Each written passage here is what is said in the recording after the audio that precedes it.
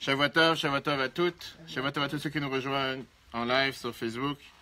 Ce soir, c'est une journée importante. On est à la fin d'un Shabbat important. On vient de finir Parashat Beshalach. On vient de finir Yud Shvat.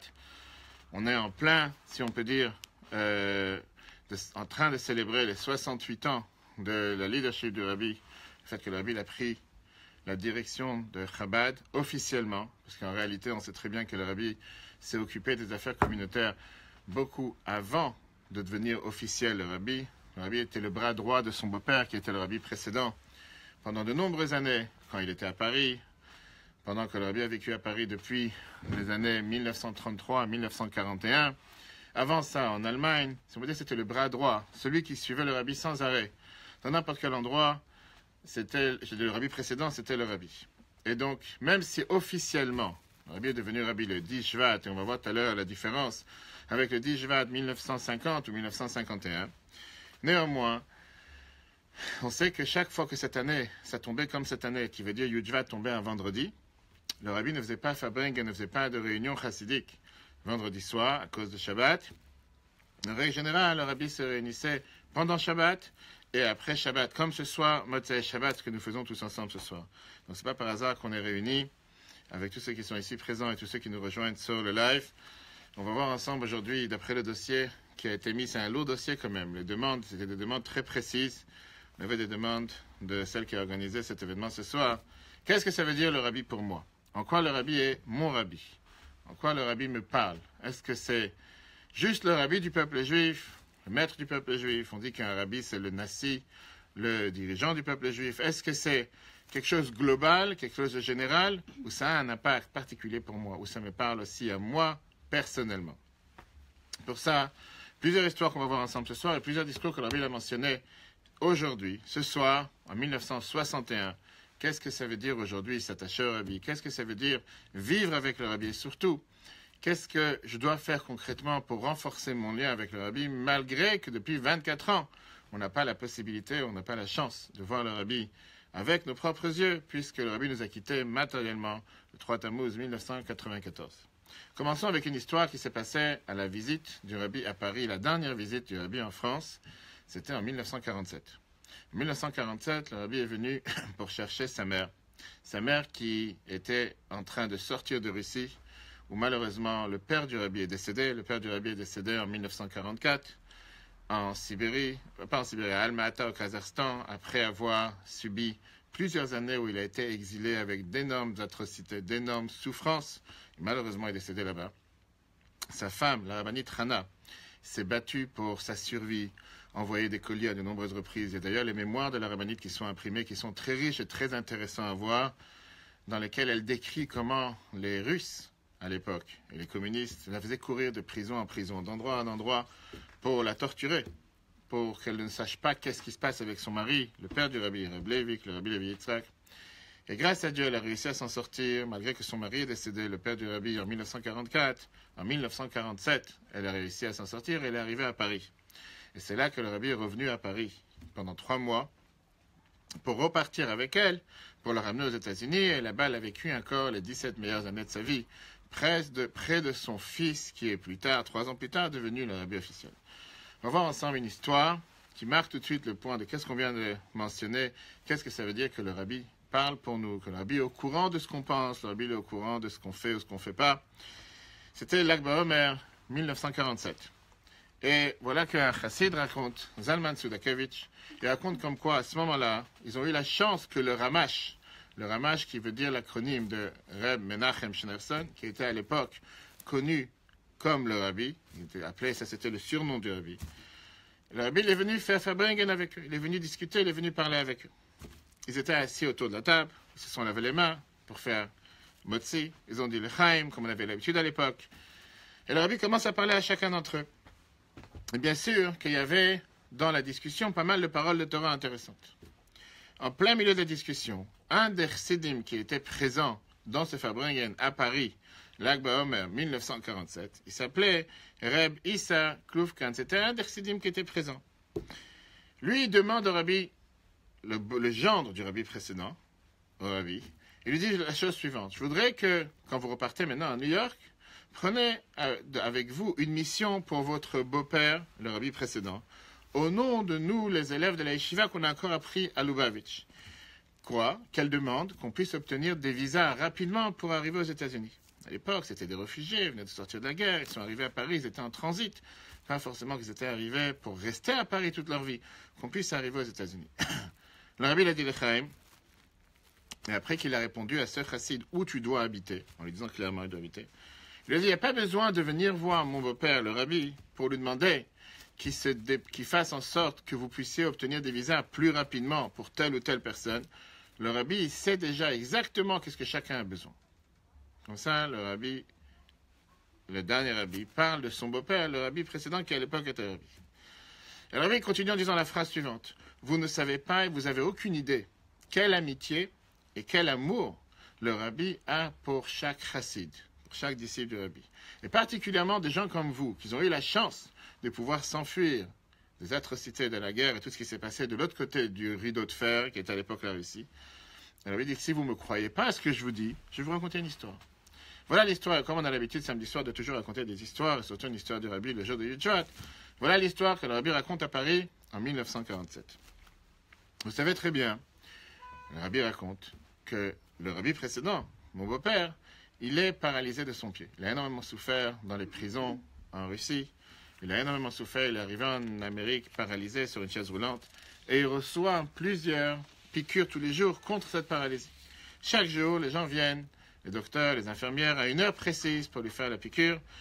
Ils tapent à la porte, on entend oui et les gens y rentrent.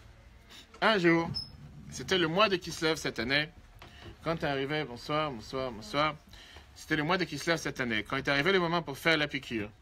Les infirmières, ils tapent à la porte du bureau du rabbi précédent. Et on n'entend rien. Il n'y a pas de réponse. Comme s'il n'y a personne dans la chambre. Ils tapent une deuxième fois, et pareil, on n'entend pas. Là, ils ont décidé d'ouvrir la poignée. Ils ouvrent la poignée, ils ouvrent la porte. Et ils voient que le rabbi est assis à sa table, à son bureau. Mais il ne tourne pas la tête. Ni il tourne la tête, ni il répond, comme s'il est absent. Il se rapproche du rabbi précédent. Et là, il voit que le rabbi est assis avec les yeux fermés et une figure en flamme. Quelque chose qui n'est pas de ce monde. Donc, il se dépêche à la chambre de la rabbinite, la femme du rabbi précédent, qui s'appelait Nechamadina, et ils lui disent, voilà ce qu'on vient de voir. On tape à la porte, le rabbi ne répond pas. Le rabbi est assis sur sa chaise, les yeux fermés, on dirait qu'il y a quelque chose qui n'est pas dans ce monde. Elle se rapproche, elle vient voir son mari, elle essaie de le faire réagir et il ne réagit pas. C'est le rabbi qui raconte cette histoire. Le rabbi continue, cette femme est sortie dehors, elle envoie 2 élèves de la yeshiva en leur disant qu'ils se dépêchent de m'appeler. C'est que le plus grand chassid que le rabbi précédent il avait, c'était le rabbi. Le rabbi dit, j'étais en train de marcher pour aller chez moi à la maison. Quand j'ai entendu ce qui s'est passé, j'ai fait demi-tour et j'ai décidé de revenir en arrière. Et je suis monté au 2e étage de celui qui connaît le 770, l'endroit où le rabbi était présent pendant 50 ans, la choule du rabbi. Au 2e étage, c'était l'appartement du rabbi précédent. Je suis monté au 2e étage. Quand je rentre dans le bureau du rabbi, je m'approche de lui. Et j'entends le rabbi en train de dire la fameuse paragraphe de la Tfila, Az Yashir, qu'on a dit aujourd'hui dans la paracha Beshalach, Az Yashir Moshe, l'histoire de la chanson que Moshe a chantée avec le peuple juif en sortant d'Égypte. Moi, le rabbi continue, j'ai dit à tous ceux qui étaient autour, ne vous inquiétez pas, tout va bien, quittez la chambre et laissez le rabbi tranquille. Ne vous inquiétez pas, il n'y a rien qui s'est passé. Nous, une fois que le rabbi a fini Az Yashir, ce paragraphe qu'on a lu aujourd'hui, qui était la chanson de remerciement que Moshe et le peuple juif ont dit à Dieu après être sortis d'Égypte, le rabbi commence à dire Az Yashir une 2e fois. Et moi, je vois qu'il disait cette phrase en train de taper avec ses pieds par terre, et ça se répète plusieurs fois. Une fois qu'il a fini cette chanson, il s'assoit tranquillement sur sa chaise, avec un soupir, il ouvre ses yeux, et il dit la phrase suivante à voix haute. Baruch Hashem, merci Dieu, ces Durgengangen, ils sont passés en paix. Personne ne comprend ni quoi, ni comment. On sait qu'avec un rabbi, il y a des choses qui se passent, qu'on peut voir à l'apparence que le rabbi nous paraît comme s'il est en train d'être dans ce monde, alors que dans ce monde, il est en train de gérer des choses qui sont dans le monde d'en haut. Le lendemain, on amène un télégramme pour nous dire que certains chassidim de Russie ont réussi à passer la frontière entre la Russie et la Pologne, et ils sont arrivés à Przemyśl, qui était une petite ville en Pologne. Et ça, c'était un groupe, parmi ceux qui étaient présents avec au Farbrengen du Rabbi où il était présent sur lac de Homer à Paris en 1947. Ça, c'est l'histoire que le Rabbi leur raconte. Pourquoi le Rabbi leur raconte ça? Le Rabbi termine en leur disant, une fois que vous avez écouté cette histoire, est-ce que vous avez encore besoin que quelqu'un fasse l'intermédiaire entre vous et le Rabbi? Ce qu'il doit savoir, il le sait, et croyez-moi, qu'il fait tout ce qu'il faut pour chacun de vous. Point numéro 1, et avec ça, c'est l'introduction à ce qu'on va voir ensemble ce soir. Alors, bien sûr, à ça, il y a la question qui est demandée. Si c'est comme ça, qu'est-ce qu'on a besoin d'écrire au Rabbi? Qu'est-ce qu'on a besoin d'écrire? Qu'est-ce qu'on a besoin de lui adresser des lettres pour des bonnes choses? Et malheureusement, des fois, quand il y a des soucis, quand il y a des problèmes, que ce soit pour un mariage, que ce soit pour une opération, que ce soit pour les affaires, que ce soit pour une guérison d'une personne, à quoi ça sert d'écrire? C'est de toute façon le Rabbi, c'est tout. Alors, plusieurs réponses. La première réponse est la réponse que le Rabbi lui-même a donnée. Le Rabbi a écrit lui-même cette réponse qu'on lui a demandé. À quoi ça sert d'écrire? C'est le Rabbi, il est déjà au courant de tout. Le Rabbi a répondu, c'est exactement la même chose qu'on a vu les dernières semaines dans la paracha avec Moshe. Que Moshe est parti rapporter à Dieu ce que le peuple juif a dit. Et Rashi demande la question, quel était le but que Moshe a rapporté à Dieu? C'est que de toute façon, Dieu il est déjà au courant de tout. Mais comme Moshe c'était un envoyé de Dieu, il avait le devoir de remplir sa mission. Et puisque Dieu lui a demandé, automatiquement, il a le devoir de repartir vers Dieu pour lui dire, voilà ce que Dieu m'a demandé de faire, et c'est pour ça qu'il a fait. Ça, c'est numéro 1. Numéro 2, on va voir plus tard. Une magnifique lettre du Rabbi, 2 lettres, dans laquelle le Rabbi il écrit que le fait de s'habituer à écrire au Rabbi, et pas seulement quand ça va mal, pas seulement quand il y a des problèmes, pas seulement quand il y a des soucis, mais en bon terme.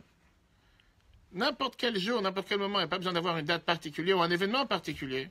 Ça même, ça fait que ça nous évite d'avoir le besoin d'écrire quand il y a des choses qui ne vont pas. C'est pas juste écrire pour écrire. Le fait que quelqu'un s'habitue à écrire, et il écrit même juste pour faire savoir des bonnes choses, qu'il a eu une bonne note, qu'il a eu un bon examen, qu'il a réussi tel... Ça même, ça fait en sorte que Dieu l'épargne d'avoir besoin d'écrire quand il a un souci. Pourquoi? Tout simplement, ça veut dire qu'il n'aura pas de souci. Je ne sais pas si vous réfléchissez à ce que la Bible est en train de dire. Que le fait de s'habituer à écrire constamment pour des bonnes choses, automatiquement, ça fait qu'on n'aura pas besoin d'écrire pour des mauvaises choses. La Bible avait l'habitude de dire à chaque fois qu'il n'aime pas ces gens qui sont appelés des tsarot sidim. Qu'est-ce que ça veut dire? Des juifs, qu'ils sont toujours là pour écrire quand il y a un malheur. Et en tant que shluchim, on a l'habitude, des gens ils vous appellent et qu'ils ont un problème, monsieur le rabbin, pour lui prier pour telle personne, tel malade, telle chose. Mais tu ne connais jamais la suite de l'histoire. En règle générale, les gens ne viennent pas te voir et te dire finalement la personne s'en est sortie, finalement la personne va bien. Tu sais qu'il y a un problème parce qu'on t'a demandé de prier pour la personne, mais tu ne sais pas ce qui se passe. Est-ce que la personne elle a guéri, elle n'a pas guéri, elle s'en est sortie? Et pas forcément, on doit savoir tout ce qui se passe. Comme on dit, on est là pour faire un parcours ensemble et après le reste, c'est pas dans nos mains. Néanmoins, ça c'est ce que la Bible demande. On va voir ensemble un discours que la Bible a prononcé ce soir, avec une merveilleuse histoire. Ce soir, Motzei Shabbat Beshalach, le 11 Shvat 1961. Comme je vous ai dit tout à l'heure, à chaque fois que Yud Shvat tombait vendredi, le Rabbi n'avait pas l'habitude de faire Farbrengen vendredi. D'abord, le Rabbi il avait l'habitude d'aller au Ohel chaque Yud Shvat. Et quand ça tombait vendredi, c'était impossible de faire. Le Rabbi demande de ne pas faire Farbrengen la veille. On fait toujours le Farbrengen, la réunion chassidique, le soir. Comme là, c'est vendredi soir, le Rabbi avait l'habitude de faire samedi, Shabbat après-midi, et surtout, encore une fois, samedi soir. Ce soir, en 1961, la Bible a parlé un discours énormément important, et vous allez voir le lien de ce discours avec une histoire qui s'est passée avec un fameux chassid qui est toujours vivant, que certainement vous avez dû entendre, il s'appelle Shmuelou. Shmuelou, c'est un shliach du Rabbi en Angleterre, il fait plus d'une 50aine d'années, et il y a une histoire qui s'est passée entre lui et le Rabbi pendant que le Rabbi racontait cette histoire ce soir, et la suite qui s'est passée après, quand il est rentré en audience privée en Yechidut chez le Rabbi, quelques jours plus tard. Dans ce discours ce soir, le Rabbi raconte comme quoi il y a une coutume qui est racontée de nom de tous les rabbis, le lien particulier qu'ils ont avec l'Echsidut. C'est vrai que beaucoup de gens pensent, quand on parle du Rabbi, le Rabbi c'est général, c'est global, mais est-ce que le Rabbi pense à moi? Est-ce que le Rabbi s'intéresse à mon bien-être? Est-ce que le Rabbi s'intéresse à moi en tant que particulier? Et si on veut parler grossièrement, qu'est-ce que le Rabbi en a à faire de moi? Qui je suis? Je suis un simple juif, une simple personne qui habite dans un trou dans le monde. Tu penses vraiment que le Rabbi s'inquiète à tel ou tel juif? Le Rabbi s'inquiète aux problèmes généraux, le Rabbi s'inquiète aux problèmes mondiaux, le Rabbi s'inquiète aux problèmes globaux, problèmes planétaires. Dire que le Rabbi en a affaire et que ça le dérange une situation d'un juif dans un coin dans le monde, pas forcément. Et surtout, si ce n'est pas un juif qui est pratiquant, si ce n'est pas un juif qui est religieux, ou si ce n'est pas un juif qui est Chabad, ou si ce n'est pas un juif qui est Lubavitch, de quoi ça lui parle? On va voir ce soir ensemble, par plusieurs histoires, plusieurs phrases que la Bible a parlé, comme quoi le fait d'être avec ce titre Rabbi, qui est l'acronyme des 3 mots Rosh Bnei Israël, la tête du peuple juif, par définition, chaque juif est concerné. Ça n'existe pas un juif qui n'est pas concerné. Alors bien sûr, il y en a qui sont au courant, il y en a qui ne sont pas au courant. Mais on va tout de suite voir qu'est-ce que le rabbi nous parle, que chez les rabbins, tous les rabbins, ils avaient l'habitude de parler, de mentionner entre eux-mêmes le nom de tous ceux qui étaient attachés à eux.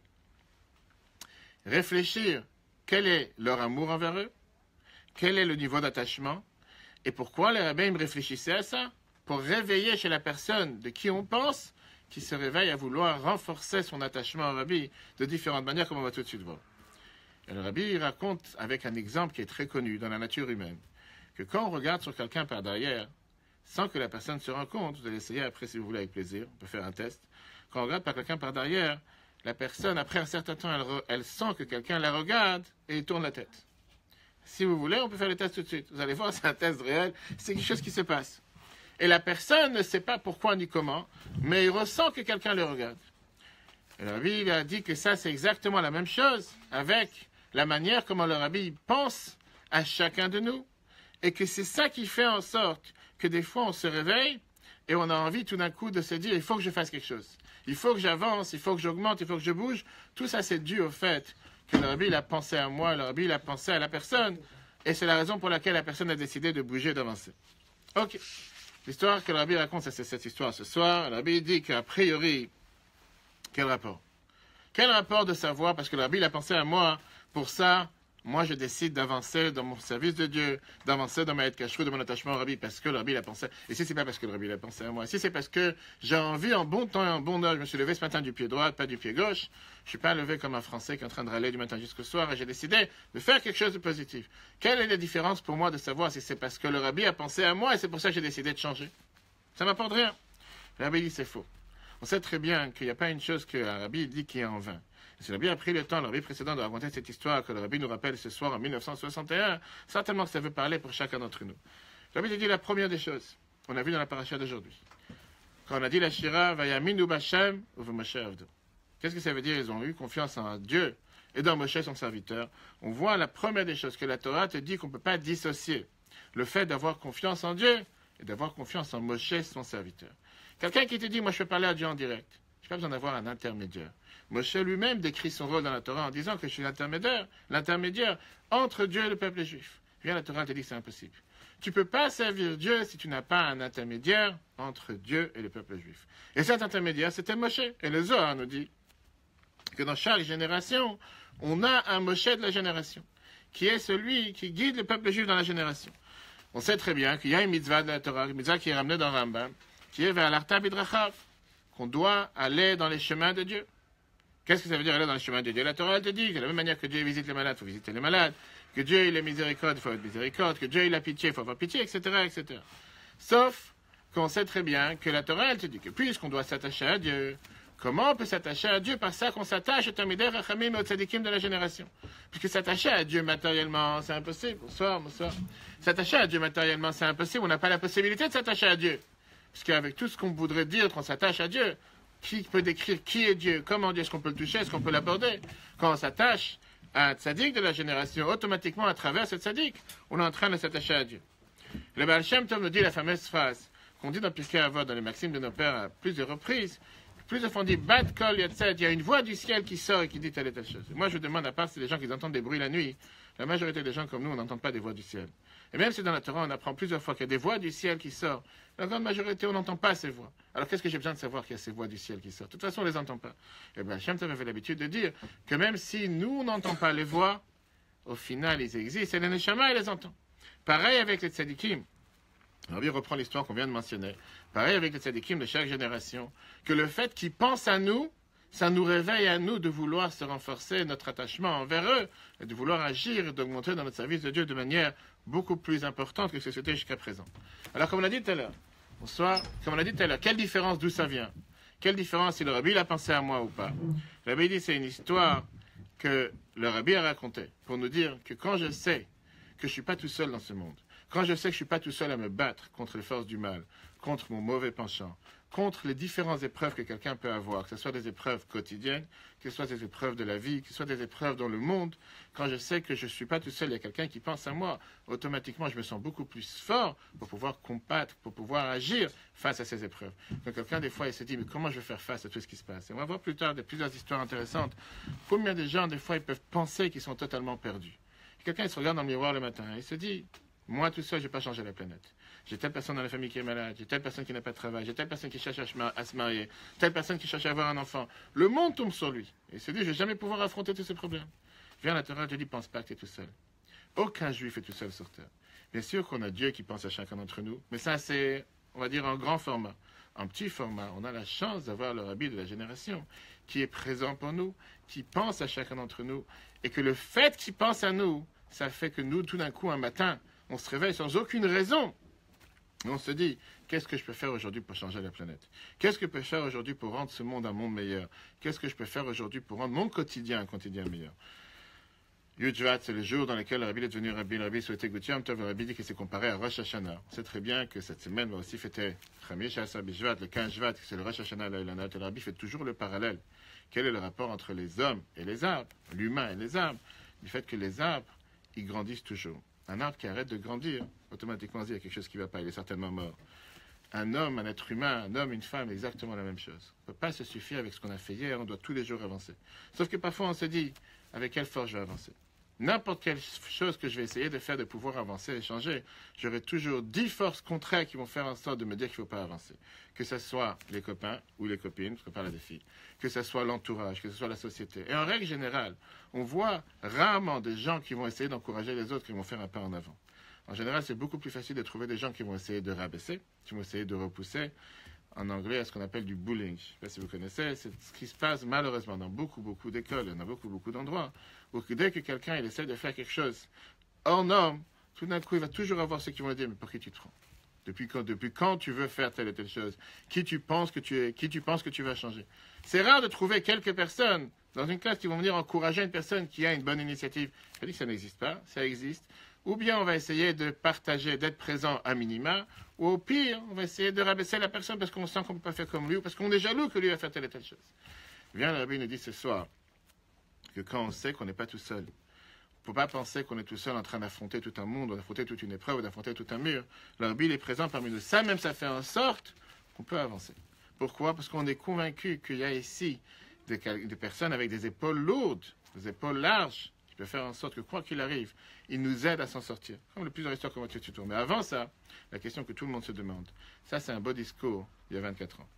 Il y a 24 ans, on avait la chance de pouvoir voir le rabbi, de pouvoir entendre le rabbi. J'ai eu moi-même la chance d'entendre et de voir le rabbi des centaines de fois. Et automatiquement, quelqu'un qui a eu cette chance et quelqu'un qui voit le rabbi, c'est différent. Tous ceux qui sont ici présents n'ont pas eu la chance de voir le rabbi. Et beaucoup, des centaines de milliers de juifs aujourd'hui sur la planète attendent la seule chose et se disent qu'est-ce qu'on n'aurait pas fait pour pouvoir prendre un billet d'avion, pour aller voir le rabbi, recevoir $1 du rabbi, demander au rabbi est-ce que je dois faire telle ou telle chose, telle ou telle opération, tel ou tel business, tel ou tel test, tel ou tel examen. Et malheureusement, ils se disent mais comment je peux faire? Le rabbi donne à ça la réponse. En disant que justement, c'est ce que la Torah nous dit, que si c'est ces choses qui se passaient du vivant d'un rabbi, à plus forte raison, ça se passe une fois que le rabbi nous a quittés. Même si on pense que matériellement, on ne voit pas le rabbi, spirituellement, le rabbi est présent parmi nous, beaucoup plus fort que qu'est-ce qu'il était présent avant qu'il parte de ce monde, avant qu'il nous quitte matériellement. Comment est-ce possible? Le rabbi ramène dans cette sikha en 1961 le fait qu'est-ce que le Zohar nous dit, qu'on sait très bien qu'on allait voir le rabbi pas pour son physique matériel, pas par sa belle barbe et ses beaux yeux, même si on voit beaucoup de grands dirigeants du monde qui avaient l'habitude de dire que quand ils venaient voir le rabbi, ils étaient émotionnés de ses yeux bleus, ils étaient émotionnés de sa manière calme de parler, de sa manière d'accueillir les gens. On allait voir surtout le rabbi pour son neshama, pour son spirituel. Et on sait très bien que le neshama, il n'y a pas de différence entre avant et entre après. Alors qu'est-ce que ça veut dire pour chacun d'entre nous? Le fait de savoir que le rabbi pense à nous, et pas seulement qu'il pense à nous, mais qu'il agit pour nous, automatiquement, ça nous demande un effort de vouloir agir en contrepartie. Si je sais que quelqu'un, il pense à toi, quelqu'un, il réfléchit à toi, quelqu'un, il s'intéresse à toi, qu'est-ce que moi, je peux faire pour renforcer ce lien? Tu as quelqu'un qui te tend la main. Est-ce que je vais lui tendre la main? Je vais lui dire, tu sais quoi, j'ai pas besoin de ton aide. Je vais débrouiller tout seul. Il y a certaines personnes qui pensent pouvoir se débrouiller tout seul, mais comme on a dit tout à l'heure, dans le monde dans lequel on en a besoin d'avoir une aide de quelqu'un de plus fort que nous, de mieux que nous, qui peut nous aider à avancer, à confronter les différentes difficultés, les différentes épreuves. Le Rabbi nous dit c'est exactement ce qui se passe aujourd'hui. Même si matériellement on ne voit pas le Rabbi, et même si matériellement le Rabbi n'est pas présent physiquement, mais tout en étant présent beaucoup plus qu'avant. Pas seulement qu'il pense à nous, pas seulement qu'il agit pour nous, mais doublement, avec beaucoup plus de force que comme c'était auparavant. Et pour ça, comme on dit, comme on est samedi soir, on a l'habitude de raconter des histoires. Je vous ai dit tout à l'heure que pendant ce discours qui a été mentionné par le Rabbi, il se trouvait beaucoup de juifs, mais il y avait un juif particulier, et ce juif il s'appelait Shmuel Lou. Très connu, c'est un juif qui est vivant aujourd'hui, un des grands shluchim du Rabbi dans le monde, un grand shliach du Rabbi en Angleterre. Et lui, il dit comme ça, pendant que le Rabbi parlait, vous savez l'habitude, si vous avez vu les vidéos, le Rabbi on avait l'habitude de dire le Chaim au Rabbi. Et les gens, ils étaient avec un petit verre, ils attendaient que le Rabbi les regarde et répondaient le Chaim au Rabbi. Il dit, pendant ce discours, que le Rabbi parle de l'importance de pouvoir renforcer cette kashrut, son attachement au Rabbi, j'ai décidé de dire le Chaim au Rabbi avec un verre. C'était à l'époque un jeune de l'Yeshiva. Et j'ai dans ma pensée, sans parler, vous savez très bien comment c'était à Fairbengen, le Rabbi était sur sa table, il y avait des centaines, des milliers de personnes qui sont présentes. C'est pas que chacun il venait se rapprocher par le Rabbi. Et puis dans ma pensée, j'ai demandé au Rabbi que je mérite de pouvoir m'attacher au Rabbi sincèrement, réellement. Pas avec des fanfares, pas avec du faux, mais que sincèrement je puisse m'attacher au Rabbi. Ça c'était, comme on appelle de la télépathie aujourd'hui en bon français. J'ai pensé dans ma pensée. Le Rabbi il a parlé de ce discours qu'on vient de voir ensemble, que le Rabbi il pense à nous. Ça c'est ce que lui il a pensé. Le Rabbi vient de prononcer le discours qu'on vient de dire. Que le Rabbi pense à nous, que le Rabbi pense à chacun, de ne pas penser que le Rabbi ne pense pas à nous, que même si nous... Et au contraire, c'est le fait que le Rabbi pense à chacun d'entre nous, c'est pour ça que nous, on veut se rapprocher de lui. Et à la fin du discours, le Rabbi dit qu'on vient de voir, que c'est pour ça qu'il faut que chacun d'entre nous renforce son lien avec le Rabbi en prenant des bonnes décisions en avançant. Ok. Il s'est dit, j'ai vu ce lien entre nous deux. Je me suis dit, qu'est-ce que je peux faire pour renforcer mon lien avec le Rabbi? On est en 1961. Parlons clair, en 1961, il n'y avait pas Rambam, il y avait Chitat. Il n'y avait pas toutes les campagnes de Miftaïm qu'on a aujourd'hui, dont la Miftaï de Tfilin qui a commencé en 1967, Mezuzah, les bougies de Shabbat, ça n'existait pas encore tout ça. Donc on parle, on est un jeune, je ne sais pas quel âge il avait à l'époque, 20 ans, 22 ans, peu importe l'âge qu'il avait. Et il veut renforcer son lien avec le Rabbi, il veut se rapprocher du Rabbi, mais il ne sait pas par quoi commencer. Donc il a eu un bon sentiment, il veut le faire, mais dans sa tête il se dit, c'est bien, le Rabbi vient de dire qu'il faut que je renforce mon lien, mais comment, par quoi, qu'est-ce que je fais? Il s'est dit, j'ai de la chance. Je vais rentrer en Yechidut, il doit rentrer en audience privée quelques jours après ce discours. Je ne vais pas me gêner. Et à l'époque, c'est vrai que les gens avaient beaucoup plus de facilité à pouvoir poser des questions au Rabbi personnelles. Le Rabbi répondait à des questions personnelles. Et donc il dit, je vais rentrer en Yechidut. Et il dit, voilà ce que j'ai écrit, le dialogue que j'ai eu avec le Rabbi en audience privée, que j'ai fait corriger par le Rabbi. À l'époque, on avait la possibilité de pouvoir faire en sorte, après la Yechidut, d'écrire, et que le Rabbi puisse corriger, voir si on a bien compris les questions-réponses. Et donc il dit comme ça. J'ai écrit au Rabbi, je lui ai dit la chose suivante, en audience privée, je lui ai dit qu'ensuite, avec ce que le Rabbi il a dit dans le Fairbengen, dans le doute qu'on a vu ce soir, je voudrais demander au Rabbi comment faire en sorte de pouvoir faire descendre cette idée, de pouvoir se rapprocher du Rabbi, de renforcer mon lien avec le Rabbi, comment le mettre en place concrètement? Par quoi? Qu'est-ce que je dois faire? Que le Rabbi me dise que j'ai coupé du bois 3 fois par jour, j'irai le faire. Que le Rabbi me dise que j'allais prendre 10 heures par jour, j'irai le faire. Mais que le Rabbi me dise qu'est-ce que je dois faire? Je pense que chacune qui est ici présente lit Hayom Yom. Hayom Yom, qui est le premier livre que le Rabbi a écrit en 1943.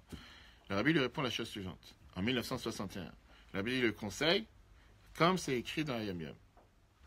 Dans Hayom Yom, le fameux Hayom Yom de 24 Sivan, dans lequel, dans ce Hayom Yom, le Rabbi dit que celui qui veut se rapprocher et renforcer sa kashrut, son attachement au Rabbi, c'est par ça qu'il apprend ce que moi j'apprends, bonsoir, qu'il apprend ce que moi j'apprends, qu'il fait ce que moi je dois faire. Et par ça que tu apprends ce que j'apprends, tu vas renforcer ton lien avec moi.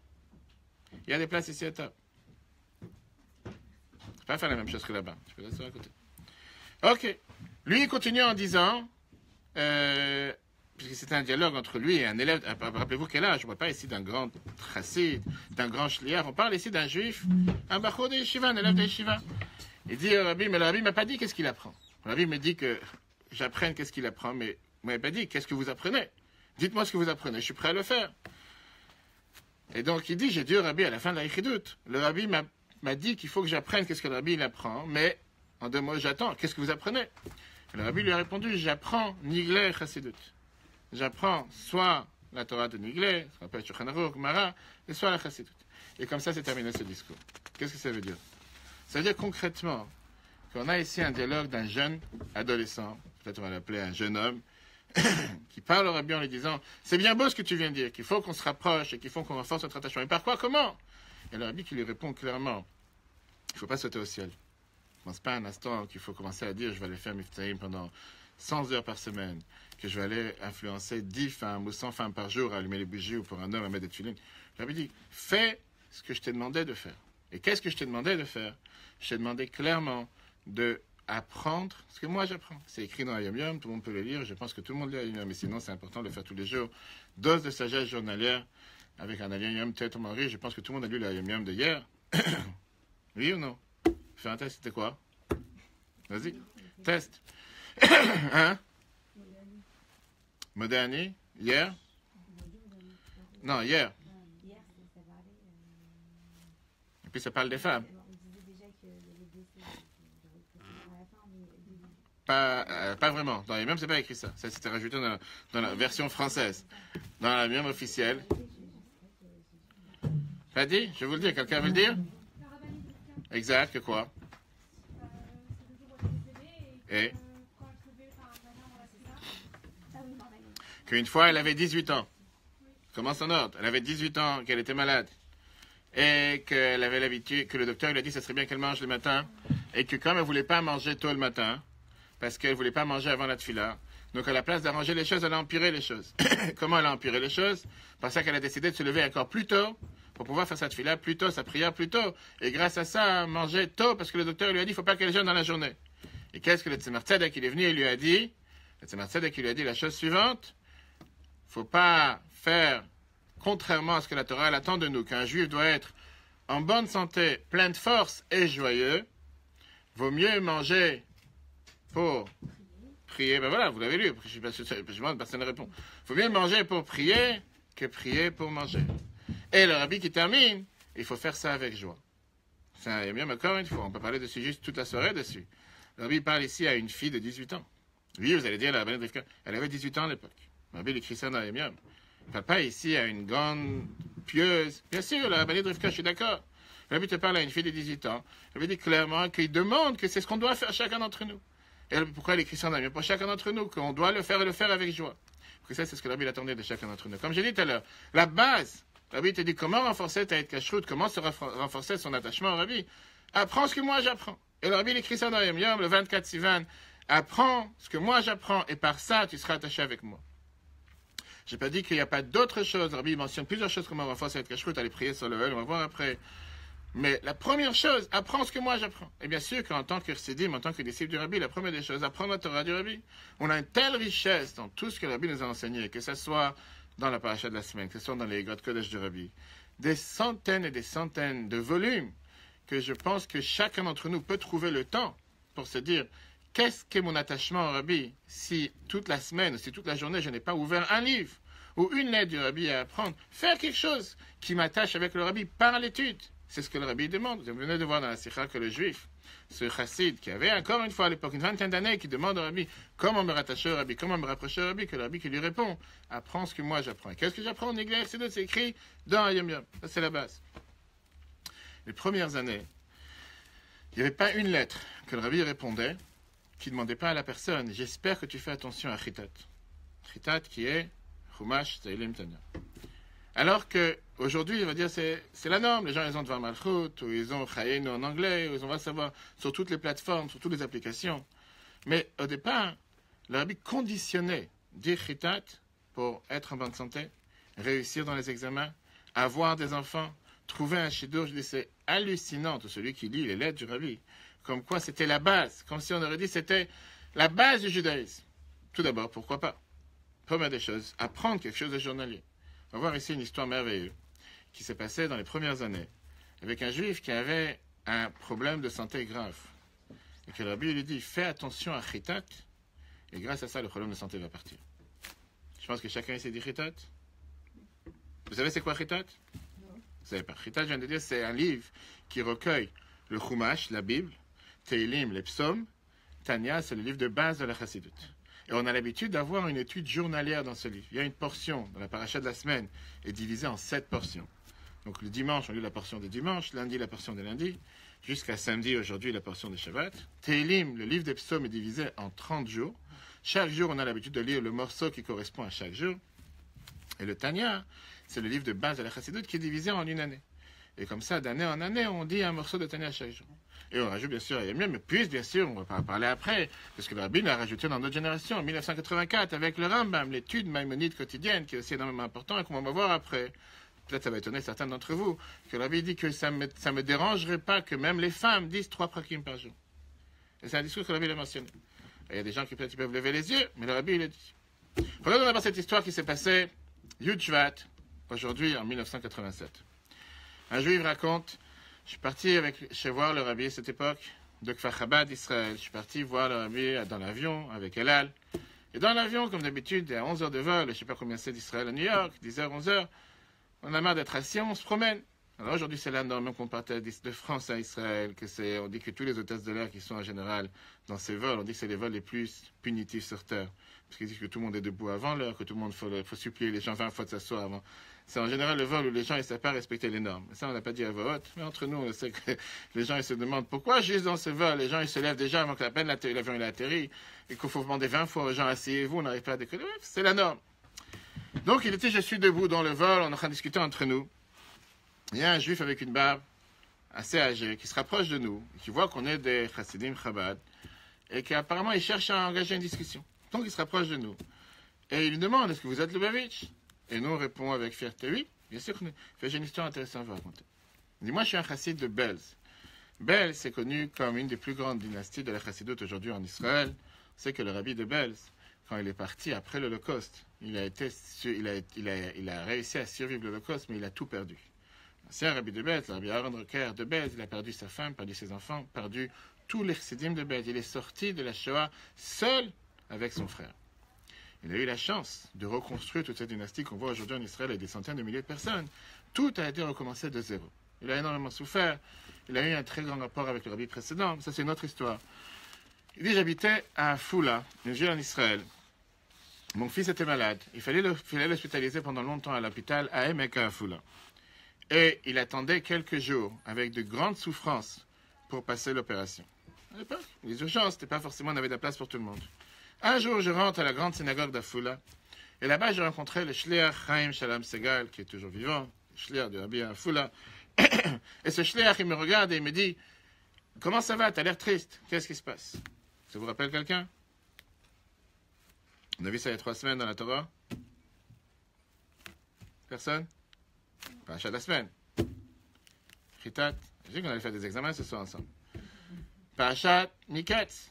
On a vu ça avec Yosef, quand il est parti voir le chef échanson, le chef boulanger en prison, et il leur a demandé la fameuse question, Madoua pnechem raim ayom? Pourquoi vous faites la tête? Pourquoi vous êtes triste? Et c'est ça qui a fait, le Rabbi dit dans une sikha, dans un discours, que c'est ça qui a fait qu'on est là aujourd'hui. Si Yosef, ce jeune juif soi-disant délinquant, ne serait pas parti voir 2 ministres égyptiens qui sont enfermés en prison, en leur demandant, à la rigueur on aurait pu lui dire de quoi tu te mêles, mais Yosef est parti les voir, des ministres, en disant pourquoi vous êtes triste. Et le Rabbi qui dit dans le discours, qu'est-ce que tu attendais de ces gens-là? Qui sont en train de danser? Qu'est-ce qu'il y a? Ils étaient en prison sans savoir pourquoi ils sont en prison, sans savoir s'ils vont vivre demain. Et néanmoins, il est parti les voir pour leur demander qu'est-ce qui se passe. Et comme ça, ils ont commencé la discussion. Et qu'ils ont raconté les mauvais rêves qu'ils ont eu. Yosef leur a expliqué les rêves. Et comme ça, Yosef est sorti de prison. Et il est devenu le vice-roi jusqu'à ce qu'on est là aujourd'hui. Vous voyez que tout ça a commencé du fait d'une inquiétude d'un simple jeune garçon juif qui est parti voir 2 ministres égyptiens antisémites. Ce pas forcément des gens qui aimaient le peuple juif, mais qui s'est inquiété pour leur bien-être. Et comme ça, tout le monde a changé. C'est la parenthèse. Ce shliach, il va voir ce juif, il lui dit, pourquoi tu es triste? Il lui dit, mais en 2 mots, de quoi tu te mêles? Tu peux m'aider? C'est de force particulière. Il lui dit, tu sais quoi? C'est écrit dans la Torah, quelqu'un qui a un problème, parle, raconte, que ça dérange, qu'est-ce que tu perds de raconter? Il lui raconte et il lui dit, voilà le problème, j'ai mon fils qui est gravement malade, qui a beaucoup de souffrance, il est à l'hôpital depuis quelques jours, il souffre énormément, et je ne sais pas encore quand est-ce que ce sera l'opération. Et le shliach, il lui dit, écris au rabbi. Ce chassid de Belz dans l'avion, rappelez-vous l'histoire, il dit, j'ai pensé, jusqu'à ce que je vais écrire, jusqu'à ce que le rabbi va recevoir ma lettre, et jusqu'à ce que je vais recevoir ma réponse, l'opération doit se passer un de ces jours. Je vais perdre mon temps. Écrire quoi? C'est pas comme aujourd'hui qu'on envoie par email, WhatsApp, Facebook. À l'époque, ça prenait du temps. Qu'est-ce que je vais écrire? Le temps qu'il reçoit, le temps qu'il répond. Le Rav Saga, il lui dit la chose suivante.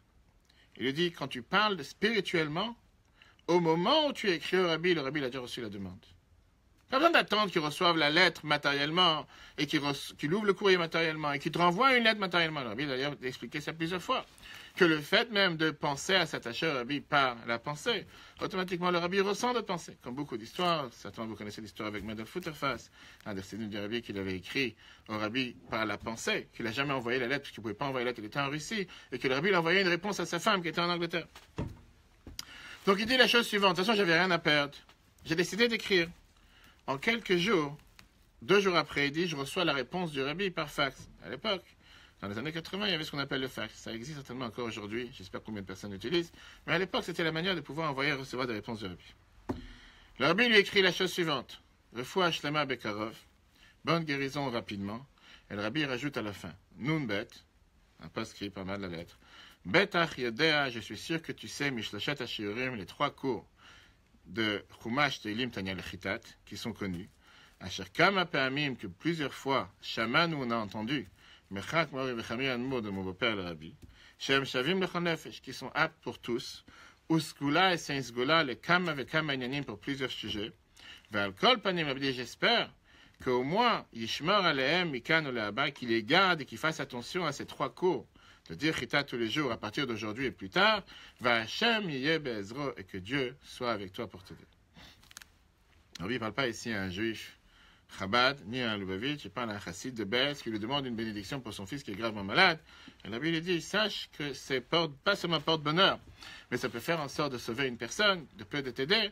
Fais attention, Chitat. Ce juif continue. J'ai décidé de prendre sur moi de faire Chitat.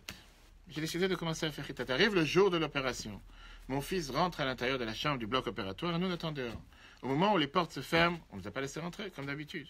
On est plein de tensions et plein de bouleversements à l'extérieur, on ne sait pas à quoi s'attendre. Et on attend que les docteurs nous parlent.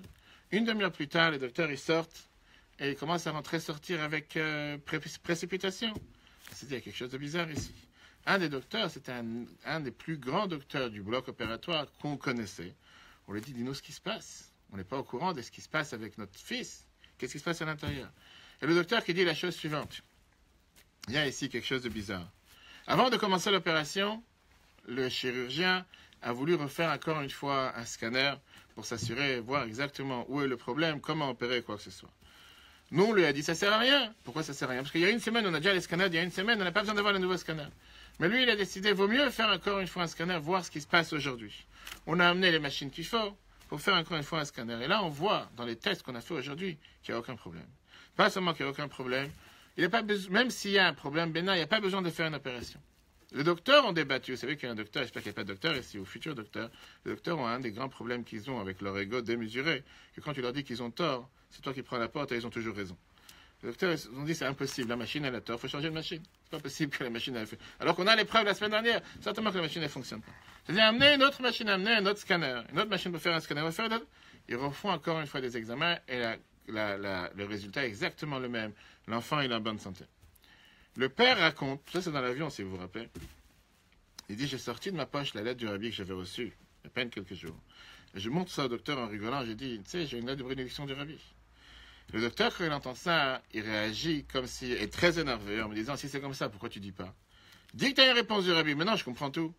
Quand tu prends la tête à faire venir des machines, tu aurais dit depuis le départ que le Rabbi t'a donné une bénédiction, laisse-moi tranquille. Encore une fois, quand on pense que le Rabbi pense à un grand juif, un grand chassid, un grand shliach, un grand rabbin, avec un simple juif, on parle ici d'un juif qui n'était ni chassid, rabbin, ni un Lubavitch, un juif qui avait un problème, qui ne voulait même pas écrire, qui se disait quoi ça sert d'écrire ou quoi que ce soit. On voit ici comment le Rabbi s'inquiétait pour son bien-être, et qu'en un instant, le Rabbi lui a demandé de faire quelque chose. Et encore une fois, vous voyez comment le Rabbi a rattaché ça avec l'étude. Apprends, dire chitat, et ça va changer quelque chose. On peut parler des centaines et des centaines d'histoires. Quel est le lien que le Rabbi avait avec un juif, un individu dans le monde entier, dans chaque coin du monde? Il n'y a pas eu dans notre histoire, dans notre génération, dans le dernier siècle, un rabbi qui s'inquiétait à un juif en Inde, à Guatemala, dans les fins fonds de la Seine-et-Marne d'où je viens, ou n'importe quel coin de la planète. Pas parce que c'est sa communauté, c'est son groupe, c'est ses disciples, il fait partie de sa famille, il fait partie de son clan, parce que c'est un juif tout court. Je vais raconter ici une très belle histoire que certainement vous avez pu entendre, mais une histoire qui montre comme quand le rabbi considérait chaque juif un juif, membre du peuple juif, et ça s'arrête là. Ni s'il est disciple, Chabad, si c'est un chassid, si c'est un lubavitch, si c'est un grand érudit, si c'est un pratiquant, s'il a une longue barbe ou s'il n'a pas de barbe, s'il est marié dans la communauté ou il n'est pas marié dans la communauté. Le rabbi s'inquiétait à chaque juif parce qu'il est juif sans plus. Regardez cette histoire, une histoire qui racontait, qui s'est passée en hiver 1974. Moshe Kotlaski, vous connaissez certainement, celui qui s'occupe aujourd'hui des Shluchim, était assis dans son bureau à Kronheit. Et tout d'un coup, le téléphone sonne. Sur le téléphone, c'était un numéro qu'il connaissait. À l'époque, on n'avait pas ce qu'on appelle les caller ID, on n'avait pas les noms qui s'affichaient sur les téléphones, mais certainement, c'était un bureau proche. Il savait que c'était le secrétariat du rabbi. Il lève le téléphone, et sur le téléphone se trouvait le Rav Radakov, qui était le secrétaire personnel du rabbi. Il lui dit, va te laver les mains. Et il savait qu'en général, quand on lui disait une telle chose, c'est que le rabbi était sur le téléphone. Qu'il devait se préparer à avoir une mission. Il avait l'habitude, il était habitué à ces choses-là. Et il lui dit, regarde, je te demande de voyager tout de suite à l'île de Curaçao, qui est dans les îles caribéennes. Combien de temps de vol, j'ai aucune idée. Une petite île, une ville où pas forcément quelqu'un a entendu parler juste avant. Il dit, j'ai pas demandé qu'est-ce que je dois faire là-bas. J'ai pas demandé pourquoi. Mais j'avais l'habitude, le rabbi me donne des missions. J'y vais. Il me dit, prends un billet, vas-y. Je prends un billet et j'y vais. J'ai pris avec moi quand même un autre bachour, un autre jeune. Et on a pris un billet, on est arrivé là-bas. On a pris un taxi, on va à l'aéroport. Après quelques heures de vol, on a atterri dans cette île. Et on a décidé maintenant, qu'est-ce qu'on va faire? Et on s'est dit que si tu veux rencontrer des juifs en général, on va les rencontrer. On va rencontrer des juifs en général. Voilà, synagogue, heureusement que tu es là. Synagogue, je ne vais pas aller dans une pizza ou autre chose. On va à la synagogue, qu'est-ce qu'on a? On va à la synagogue locale. Le conducteur, le chauffeur à l'époque, ça n'existait pas Uber. Le taxi à l'époque, il n'a pas compris quand je dis la synagogue. Moi, je pensais la grande synagogue de l'île. Il y avait une synagogue officielle qui était la synagogue qui s'appelait Mikveh Israël. Mais à la place, il m'a amené dans une petite synagogue, qui était une synagogue de quartier, que certainement les gens fréquentaient une fois par an ou 2 fois par an. Une synagogue qu'en général on ne fréquente pas, c'est juste peut-être pour Rosh Hashanah Kippour, pour les gens qui sont proches. Mais Shakota, s'il raconte comme ça. On arrive avec le taxi, on vient d'atterrir, on n'est pas parti à l'hôtel ni rien, on arrive à la synagogue. Et juste au moment où on arrive devant les portes de la synagogue, il y a un juif qui sort en train de fermer les portes. En train de finir. On lui a dit, vous savez, on vient de New York, nous sommes des envoyés du rabbi de Lubavitch. Et on voudrait entendre comment va la communauté. Est-ce qu'il y a des besoins particuliers de la communauté? Encore une fois, il ne savait pas pourquoi il est venu. Il est venu clairement parce que le rabbi lui a dit, prends un avion et va dans cette île. Cet homme-là les regarde sans pouvoir croire ce qu'il est en train d'entendre. Il dit, dites-moi encore une fois, pourquoi vous êtes venu? Il dit, on est venu ici en mission du rabbi de Lubavitch pour s'intéresser aux besoins de la communauté. Là, la personne, elle les attrape par les mains. Il leur dit, venez vous asseoir. Vous êtes tombés sur moi comme des anges du ciel. Il dit, je m'appelle Chaim Grossman. J'ai un fils qui s'appelle Eli Grossman. Maintenant, il n'y a pas d'école juive dans cette île, et il apprend dans une école catholique.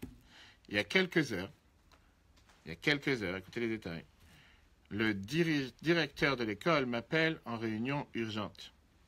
Et il me dit que ça fait quelques semaines que mon fils n'apparaît pas à l'école. Qu'est-ce qui se passe? Il s'avère qu'il y a quelques semaines, il y avait organisé à l'école catholique toute une procédure et une fête par rapport à différents rituels catholiques. Et comme mon fils est juif, il s'est moqué, disant, ça c'est pas pour nous. Alors c'est le seul juif de l'école.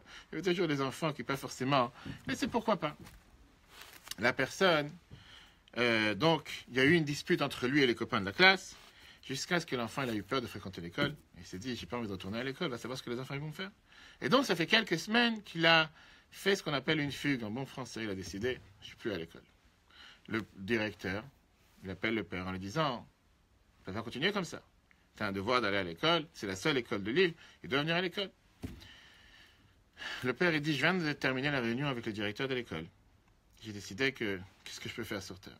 Je peux forcer mon fils à aller dans cette école catholique où il ne veut pas y aller. J'ai décidé de venir à la synagogue et de prier à Dieu de me trouver le bon chemin, comment agir avec mon fils. Et c'est au moment où je sors de la synagogue, de la prière que je viens de prier pour sauver mon fils, que vous apparaissez ici, et vous me dites que vous avez été envoyé du rabbi en urgence, si vous vous rappelez, pour s'occuper des besoins de la communauté ici. En 2 mots, il serait arrivé une journée plus tard, 1 heure plus tard, et le taxi les aurait amenés dans la grande synagogue et tout ce qu'on vient de voir, vous n'aurez jamais rencontré cette personne. Ok, le Rav Kotlarski a décidé de parler avec l'enfant. Il a dit, regarde, viens avec nous, Gan Israël, centre aéré, camp d'été de Chabad à New York. Et grâce à ça, cet enfant il a été sauvé. Après, il est rentré dans une yeshiva à New York, il est rentré dans une école juive à New York, et son parcours a été changé. Mais l'histoire n'est pas finie là. Après 1 mois, le père, il envoie une lettre à Moshe Kotlarski. Et le père, il écrit à la lettre, à la fin, il dit la chose suivante. J'aurais voulu remercier au rabbi, donner mon énorme reconnaissance et mon énorme, pas seulement un mot, mon énorme, comment on appelle ça, mon sentiment de gratitude. Mais comme je ne sais pas bien l'anglais, et je n'écris pas bien en anglais, il s'imaginait certainement que le rabbi parle seulement en anglais, donc il dit, je ne sais pas comment écrire. Je te demande de me rendre un service. Transmets au rabbi la chose suivante. Écoutez bien les mots. Transmets au rabbi qu'un petit juif de Kursar, transmets au rabbi qu'un petit juif de Kursar ressent que le rabbi de Lubavitch l'a touché au plus profond de son âme. Et sur ça, je te remercie. Voilà les phrases qu'il a écrites. Et il écrit cette lettre à qui? Pas au rabbi. Il écrit cette lettre au Rav Kotlarski. Nous, qu'est-ce qu'on fait avec une telle lettre? Première des choses, on la transmet au rabbi.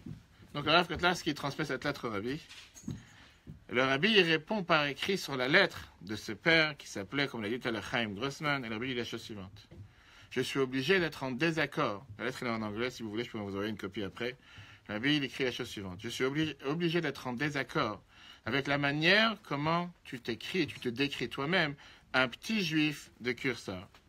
Le rabbi dit, j'ai pas besoin de t'expliquer longuement que chaque juif, homme ou femme, a une neshama à l'intérieur, qui est considérée une chelek elokam imal, une parcelle de Dieu d'en haut, comme c'est expliqué dans le Tanya. Et donc, ça n'existe pas un petit juif. Et c'est interdit pour un juif de minimiser son potentiel énorme qu'il y a à l'intérieur de lui. Je ne sais pas ce que vous en pensez de cette histoire, on peut parler dessus pendant des heures, mais encore une fois, on parle de qui ici? On parle d'un juif qui est au fin fond du monde, dans les îles caribéennes, que je ne pense pas qu'à part le rabbi de Lubavitch, quelqu'un d'autre s'est intéressé à lui. Et que le rabbi a senti le besoin que ce juif cherchait une perche, cherchait une bouée de sauvetage pour son fils, au moment où il a senti. Et que le rabbi va le voir. Et que le rabbi lui demande, il demande à un de ses chassidim, le Rav Kotlarski, prends un avion maintenant, sans le dire ni pourquoi ni comment, va dans cette île. Et que Dieu a fait en sorte qu'il arrive au moment précis où le père sort de la synagogue, où vient de prier à Dieu pour sauver son fils, et le sauvetage il est réalisé. Bien sûr, on peut parler, comme je disais tout à l'heure, des histoires sans limite. Mais ça, c'est une histoire qui montre comment la réponse que le rabbi lui dit, que ce juif ose dire « Je suis un petit juif de telle île », le rabbi dit « Ça n'existe pas de petit juif. Tu es juif tout court. Un juif, il a un potentiel énorme, et automatiquement, tu as un devoir de faire partie du peuple juif, de t'investir, d'avancer. Un petit juif n'existe pas. » Ça rejoint ce qu'on a dit tout à l'heure, que si quelqu'un il pense un instant qu'on est tout seul sur terre, et que personne pense à nous, et qu'on est totalement dans un trou, que ce soit en face de quai de la Seine, ou que ce soit dans n'importe quel autre endroit sur terre, c'est faux. On n'est pas tout seul. La Bible pense à nous, et il pense à nous à chaque instant. À n'importe quel juif. Quel rapport, vous allez me dire, avec ce juif qui certainement n'a pas entendu parler du rabbi de Lubavitch avant que ces gens-là ils arrivent? Et je ne sais pas s'il a entendu parler, si jamais ces jeunes auraient décidé, on va partir un jour plus tard. On va parler avec nos parents, on va s'arranger, on va aller acheter à manger, on va voir si on a un portable avec nous, on va savoir les préparations que quelqu'un aurait pu faire. Ils ont décidé d'agir sur le moment, et grâce à ça, ce monde a été changé. Plusieurs autres histoires pour ce soir, mais si vous avez des questions, n'hésitez pas. Bonsoir, Shabbat Tov. Tu peux enlever le manteau. Tu peux te mettre à l'aise. Si tu as envie, pas obligé. Alors, les gens vont dire que ça, c'est une histoire qui s'est passée quand? On l'a dit tout à l'heure, en 1974. Mais aujourd'hui, toujours la même question que les gens ils demandent. Aujourd'hui, on est en 2017, 2018.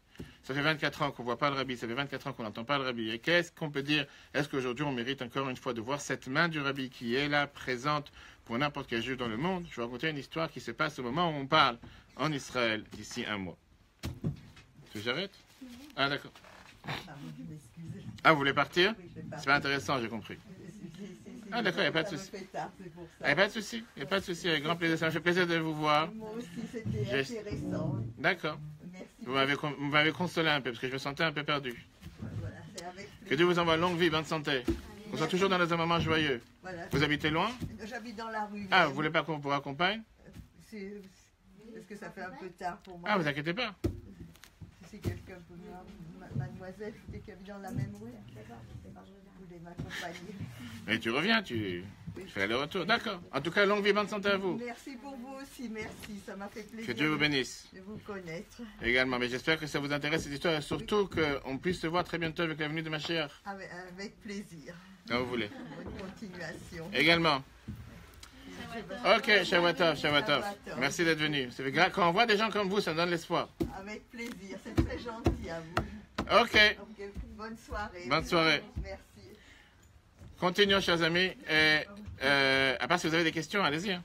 Questions? Non, bah voilà, vous avez posé la question et aujourd'hui, après. Ah voilà, ma chère. Attends, il faut de respect aux jeunes d'abord. Après, je ne sais pas comment elle est arrivée ici, mais certainement qu'elle s'est sentie très jeune ce soir, et pourquoi pas, ça ne dérange pas. Je pense que c'était important. Dieu, il a envoyé, le Rabbi l'a envoyé ce soir, juste pour entendre ce qu'il fallait entendre. Et maintenant, elle a décidé de partir. Dans un mois exactement, il y aura un grand mariage en Israël. Vous pouvez être invité si vous voulez, je donnerai l'adresse. Ce juif qui va se marier, il s'appelle David Sayers. Et il va se marier, ce n'est pas un mariage normal. Un mariage, un jeune homme avec une jeune femme. Ça montre tout ce qu'on vient de voir, les miracles qui se déroulent sous nos yeux dans notre génération. Son grand-père, c'est David Sayers, c'est un commerçant juif qui a fait Aliyah d'Irak en Israël. Lui, c'est un juif qui travaille dans le textile, dans tout ce qui sont les tissus. Et quand ses affaires ils ont grandi, il a décidé de déménager, écoutez bien, en Indonésie. En Indonésie, il est parti dans l'île de Bali.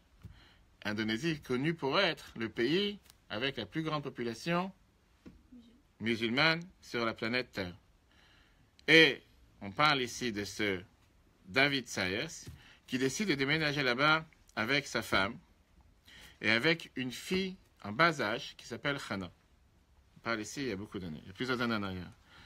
Cette fille Hana grandit et n'a aucun moyen en Indonésie, à Bali, de se renseigner sur son judaïsme. Son père, pas forcément qui cherchait le judaïsme, parce que sinon il n'aurait pas déménagé en Indonésie. Mais Hana grandit. Elle ne sait pas comment découvrir son judaïsme. Elle ne sait pas non plus comment avancer dans la Torah. Elle sait qu'elle est juive, ça s'arrête là. Elle grandit, arrive l'âge de mariage.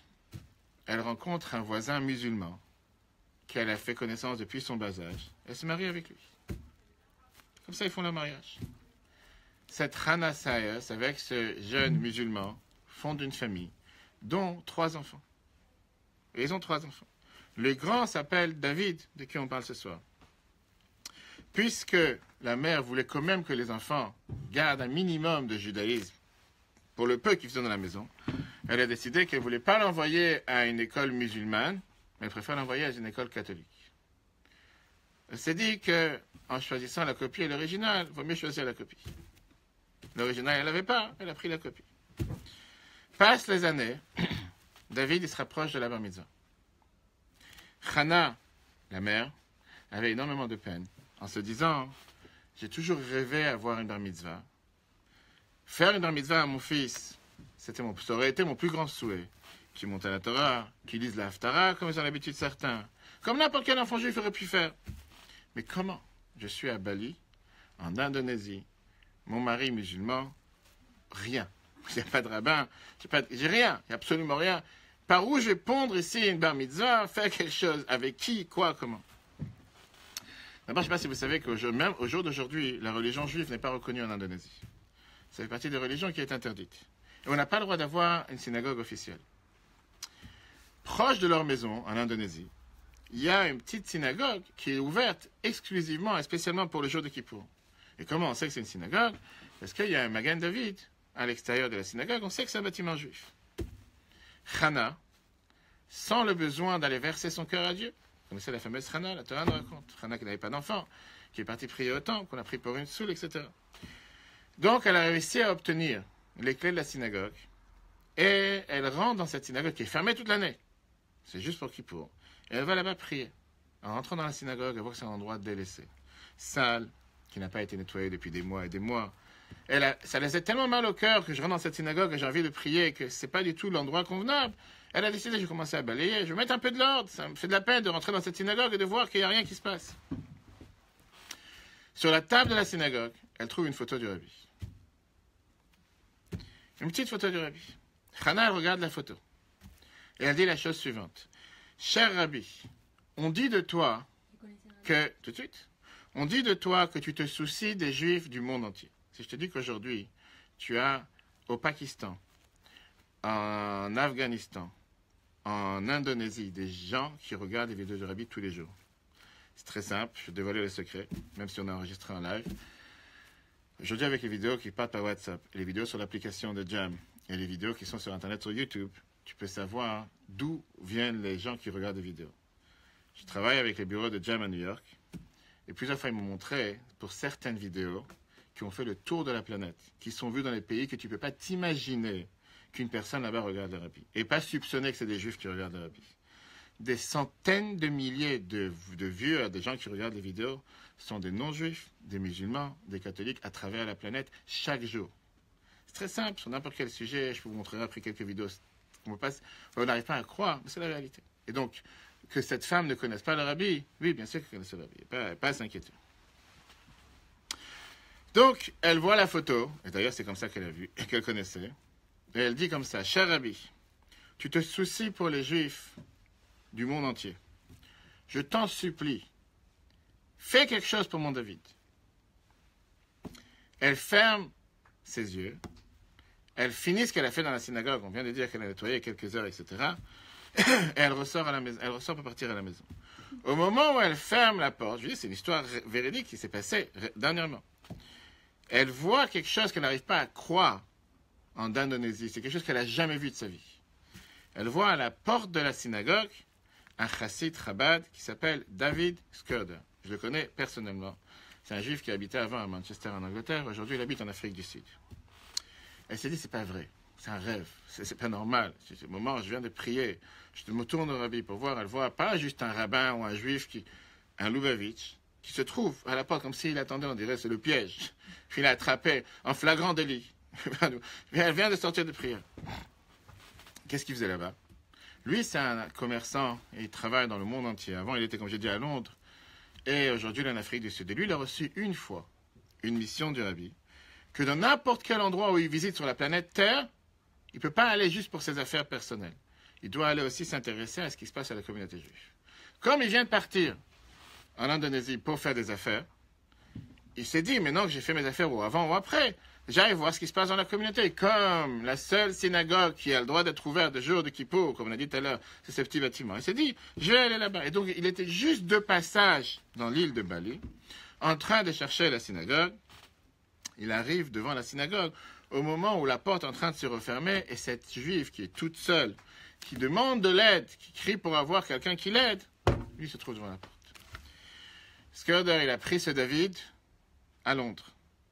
Parce qu'il est retourné, il est repassé par Londres. Il a passé dans les mains des gens qui vont la prendre et qui vont le faire grandir, préparer pour la bar mitzvah. Passent les années, et je vous dis que dans un mois, ce David Saher se marie dans le Shikun Vatikim, une région, un quartier à Cholon, par le shliach qui s'appelle le Rav Shmuel Raskin. Tout celui qui veut le contacter, vous pouvez le contacter après par Facebook, lui demander quel jour exactement se passe le mariage. C'est dans un mois en Israël, avec ce David Saher, que je ne sais pas exactement quel âge il a aujourd'hui, qui a un père musulman, une mère juive, qui a grandi à Bali en Indonésie, qui a été sauvé il y a environ une dizaine d'années par un miracle, ou certains appelleront ça un hasard, ou une providence divine, d'un shliach du Rabbi que le Rabbi a nommé il y a des dizaines d'années en arrière, qu'à chaque fois il voyage sur la planète, il doit s'intéresser aux problèmes de la communauté juive. Ce juif aujourd'hui n'est plus perdu du peuple juif et va fonder une famille juive. Alors, tout à l'heure, comme je vous ai dit, l'histoire qu'on avait avec le Rav Kotlarski, c'était une histoire en 1974. Je dis, ouais, c'est une histoire qui s'est passée, c'est normal, va savoir. Je parle d'une histoire qui s'est passée maintenant. Et c'est des histoires, je dis encore une fois, le problème qu'on a, c'est qu'il y a beaucoup d'histoires qu'on n'est même pas au courant. Il y a beaucoup d'histoires qu'on n'a même pas dans les mains. Mais si quelqu'un il a un doute, et si quelqu'un il pense un instant que le Rabbi ne s'inquiète pas à chaque juif sur la planète, les faits montrent le contraire. Les faits montrent que quand quelqu'un il se tourne sincèrement vers Dieu, Dieu il lui envoie le pion, la personne qui pense à lui, qui s'intéresse à lui. Et encore une fois, c'est pas parce qu'on est Lubavitch qu'on parle comme ça, c'est un réel. Au final, que ce soit ce juif en Indonésie ou ce juif dans les Caribéens, dans les îles des Caraïbes, c'était pas quelqu'un d'autre qui s'intéressait à elle. C'était à chaque fois un envoyé du Rabbi, ou en direct ou indirect, qui est venu pour s'intéresser à cette personne.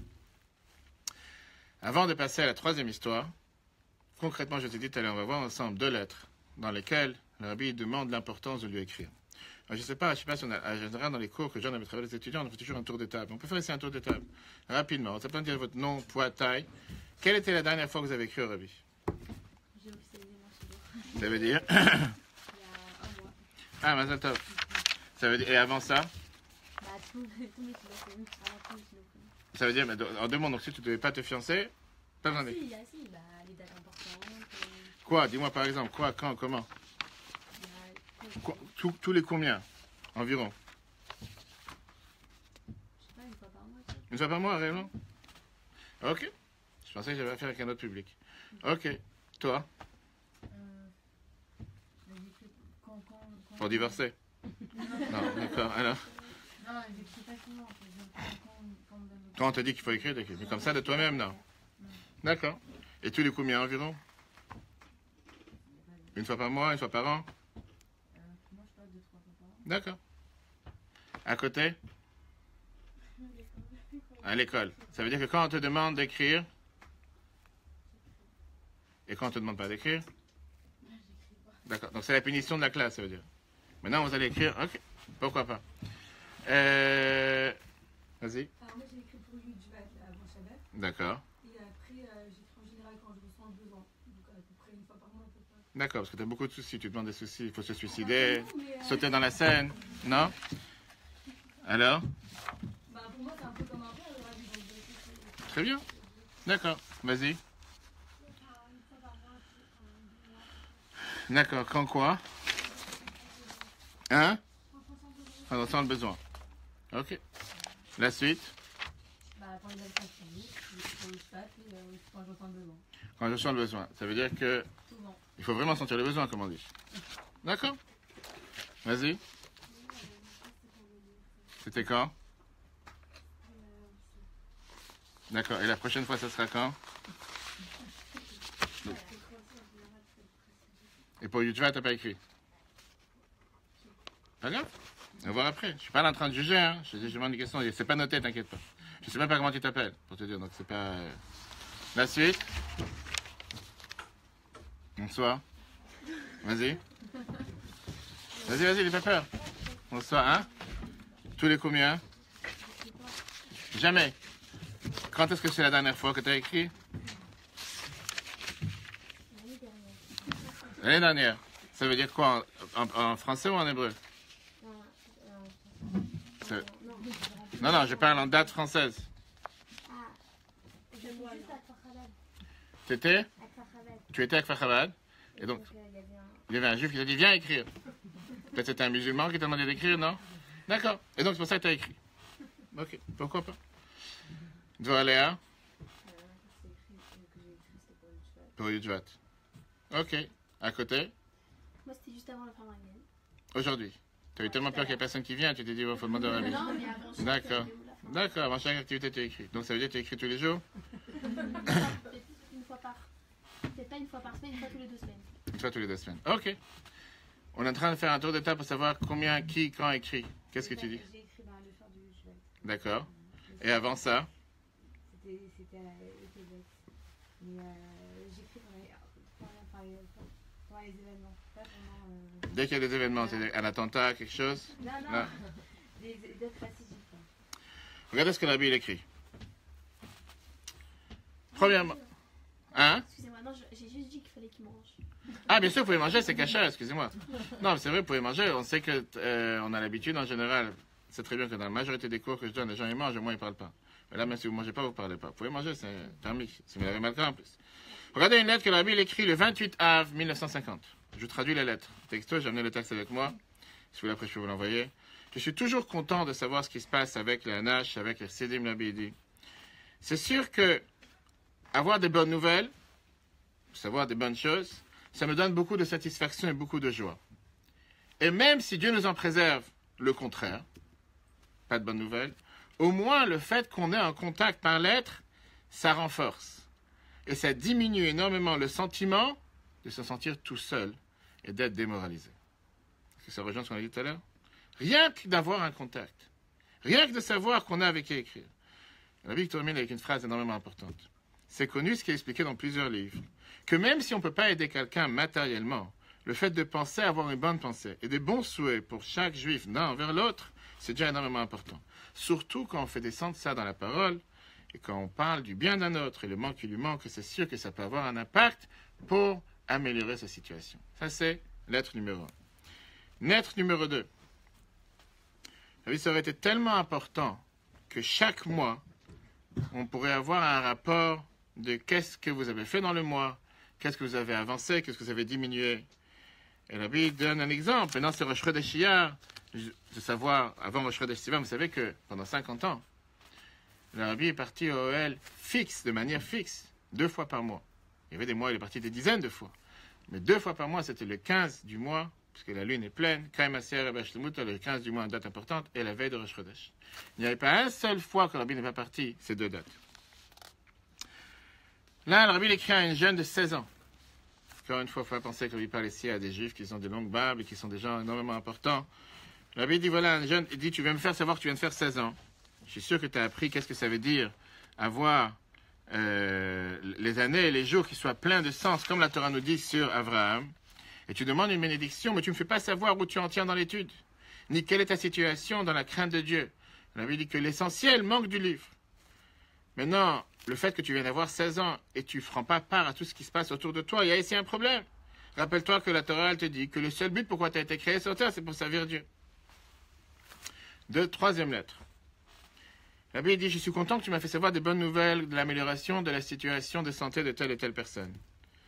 Mais ça m'étonne que la personne ne m'a pas fait savoir. Parce que ça, c'est une des manières tout simples pour faire ce qu'on appelle aimer ton prochain comme soi-même. Par ça qu'on réjouit le cœur d'un autre juif avec une bonne nouvelle. En plus, qu'il m'a bien fait savoir la situation qu'il avait avant que ça s'améliorait. Ça veut dire, je ne comprends pas. Quand il y a un problème, on m'écrit. Et dès que le problème s'est amélioré, on ne m'écrit plus. Pourquoi j'ai dû le savoir par quelqu'un d'autre? Pourquoi il ne peut pas m'écrire lui-même? Rabbi, c'est ça que l'amour. Regardez cette merveilleuse lettre que Rabbi a écrite aujourd'hui, en 1956. Rabbi a écrit cette lettre, Yud Aleph Shvat. Le 11 Shvat 1956, ce soir, bonsoir, le Rabbi écrit la lettre suivante. Après un long silence, finalement j'ai reçu ta lettre du 31 janvier. Et c'est sûr que je sais que tu es au courant, ce qu'on dit entre les Chassidim, qu'il y a des gens qui sont appelés des Tsar Chassidim.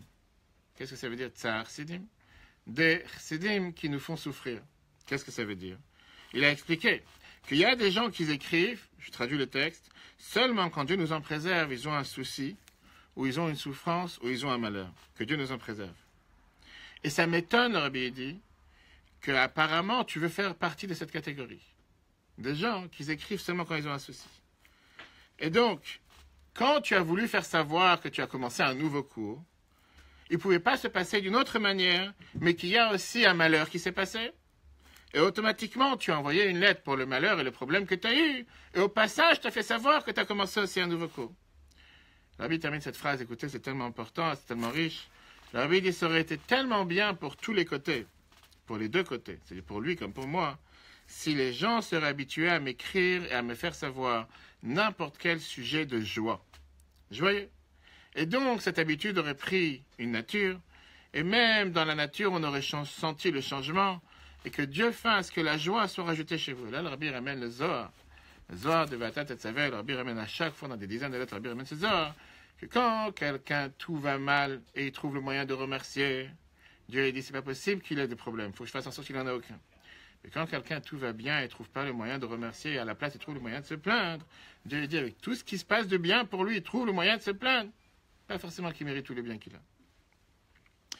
Le Rabbi termine, que tu sois un bon shliach, un bon émissaire, pour faire pénétrer cette coutume bonne, pas seulement pour toi, mais pour tout ton entourage. Je vous ai dit, c'est une lettre que le Rabbi a écrite aujourd'hui, vous pouvez trouver dans le Kodesh, 1956. Dernière lettre. Et ça, c'est une lettre dans laquelle le Rabbi écrit, comme je vous ai dit tout à l'heure au départ, que si quelqu'un s'habituait à écrire pour de bonnes choses, ça lui l'évitait, ça lui enlèverait les soucis et les problèmes qu'il n'est pas à écrire pour de mauvaises choses. C'est ici une condition. Quelqu'un qui s'habitue à écrire régulièrement, il est garanti qu'il n'aura pas besoin d'écrire pour de mauvaises choses. Encore une fois, ce n'est pas moi qui le dis, je vous lis le texte que le Rabbi écrit. 27 Kislev 1956. J'ai déjà écrit à plusieurs personnes. que s'il s'efforçait, je traduis le texte mot par mot, que si vous vous efforcez, et avec le temps vous vous habituez à écrire des lettres de bonnes nouvelles, c'est sûr que de temps en temps, vous aurez été acquitté, vous aurez été totalement quitte de plusieurs sujets bizarres, que le point commun d'écrire la lettre, le point commun, c'est que vous êtes amené à écrire une lettre. Parce qu'il y a un malheur, parce qu'il y a un souci, parce qu'il y a un problème, etc. Parce qu'on ne sait pas pourquoi Dieu fait les choses de cette manière. Mais certainement que Dieu il veut que deux juifs soient en contact l'un avec l'autre. Et d'une manière de pouvoir être en contact. Donc c'est pour ça qu'il y a un tel épisode qui s'est passé. Et la Bible, il sache une chose, que quand on écrit des choses de bon côté, de bons termes, c'est sûr que ça peut rajouter beaucoup de satisfaction dans le ciel. Et je suis très étonné que dans ta lettre, tu ne mentionnes même pas les choses générales et les choses qui se passent. Et je terminerai avec une dernière lettre avant de passer à une autre histoire. C'est pas une lettre, c'est une sikha que Rabbi parle il y a quelques d'heures, en 1975. Rabbi dit comme ça. Quand il manque dans le travail du peuple juif pour construire le temple, c'est connu ce que la Rabbi précédent avait l'habitude de dire, qu'il y a des tsarot chassidim, qu'il y a des chassidim qui sont là et qui savent écrire seulement quand il y a un souci. Que quand tout va bien, on les entend pas. Quand on leur donne de missions pour propager le judaïsme, ils sont pas là. Mais quand ils ont un souci, là ils viennent et ils demandent et ils forcent. J'ai besoin d'avoir un miracle. Et où tu étais hier quand je t'ai demandé d'agir? Où tu étais hier quand je t'ai demandé d'apprendre quelque chose de nouveau? Où tu étais hier quand je t'ai demandé de faire telle et telle mission? La Bible dit qu'à ce moment-là, quand ils agissent de cette manière, ils mériteront d'avoir la bénédiction de Moshe et les prières que Moshe fait pour lui. Mais puisque on est, comme on l'a vu dans la paracha d'aujourd'hui, on a confiance en Dieu et dans Moshe son serviteur, alors je suis sûr que Moshe va être miséricordieux, il va avoir pitié même pour ces Juifs, il va agir aussi pour eux.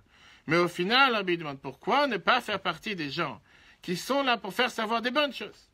Et que par ça qu'on fait savoir des bonnes choses, automatiquement, on évitera à écrire de mauvaises choses. Encore une fois, on peut parler des heures dessus, mais si quelqu'un ne comprend pas l'importance que c'est pour chacun d'entre nous. Alors, comme j'ai dit tout à l'heure, la fameuse réponse que le Rabbi a donnée par rapport à ceux qui disent qu'est-ce qu'il a besoin d'écrire au Rabbi, puis que de toute façon, le Rabbi sait tout. Le Rabbi a donné la réponse qu'on a dit par rapport à Moshe. Moshe, il a fait savoir à Dieu ce qui s'est passé, alors que Dieu, il était au courant de tout. Et néanmoins, comme Dieu, il a missionné, c'est pour ça qu'il a fait savoir. Je vous ai dit tout à l'heure qu'il y a une fois que le Rabbi parle sur Rambam, je pense qu'ici tout le monde fait Rambam tous les jours. Oui? Fait un tour de table? Oui, non? Je fais Sefer Hamizot, mais je fais pas Rambam. Sefer Hamizot, c'est Rambam. Enfin, je lis pas les prakim. Oui, mais Sefer Hamizot, c'est Rambam. L'étude Maïmonide tous les jours. Oui, quelqu'un ici fait pas Rambam tous les jours? C'est pas grave, qu'est-ce qu'il y a? On n'est pas en train de te juger. Quand tu l'écoutes. T'as un iPhone, t'as un smartphone? Hein? À l'école. Et samedi, dimanche?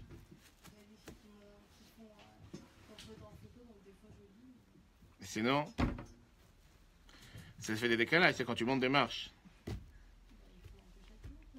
Oui, mais c'est quoi Rambam? L'idée, quand tu fais Sefer Hamizot, par exemple, c'est que tu as une étude pleine du début de l'année à la fin de l'année. Si tu sautes 2-3 jours, il te manque quelques paragraphes. Je n'ai pas dit le contraire. Tous les jours, tu manges la même chose. Tous les jours, tu manges la même chose en général. Plus ou moins. C'est la même routine, hein? C'est les mêmes heures de lever, les mêmes heures de dormir. Il y a des gens qui changent tous les jours. Mais si c'est les mêmes, c'est quoi l'idée derrière? Mais je t'expliquais en un mot. La Bible disait que le but principal pourquoi il a fait en sorte qu'on apprend Rambam, différent de tous les autres études qu'il y a dans le peuple juif, c'est l'union du peuple juif, par ça que tout le peuple juif, le même jour, apprend la même chose. Et c'est vrai que c'est une petite étude, c'est un épisode, on lit un paragraphe, on a plus tendance à l'oublier que c'est par exemple un vrai fritage. Ok, alors regarde ce que je te dis. Le Rabbi parle un discours à des femmes. Le 25 Iyar 1987.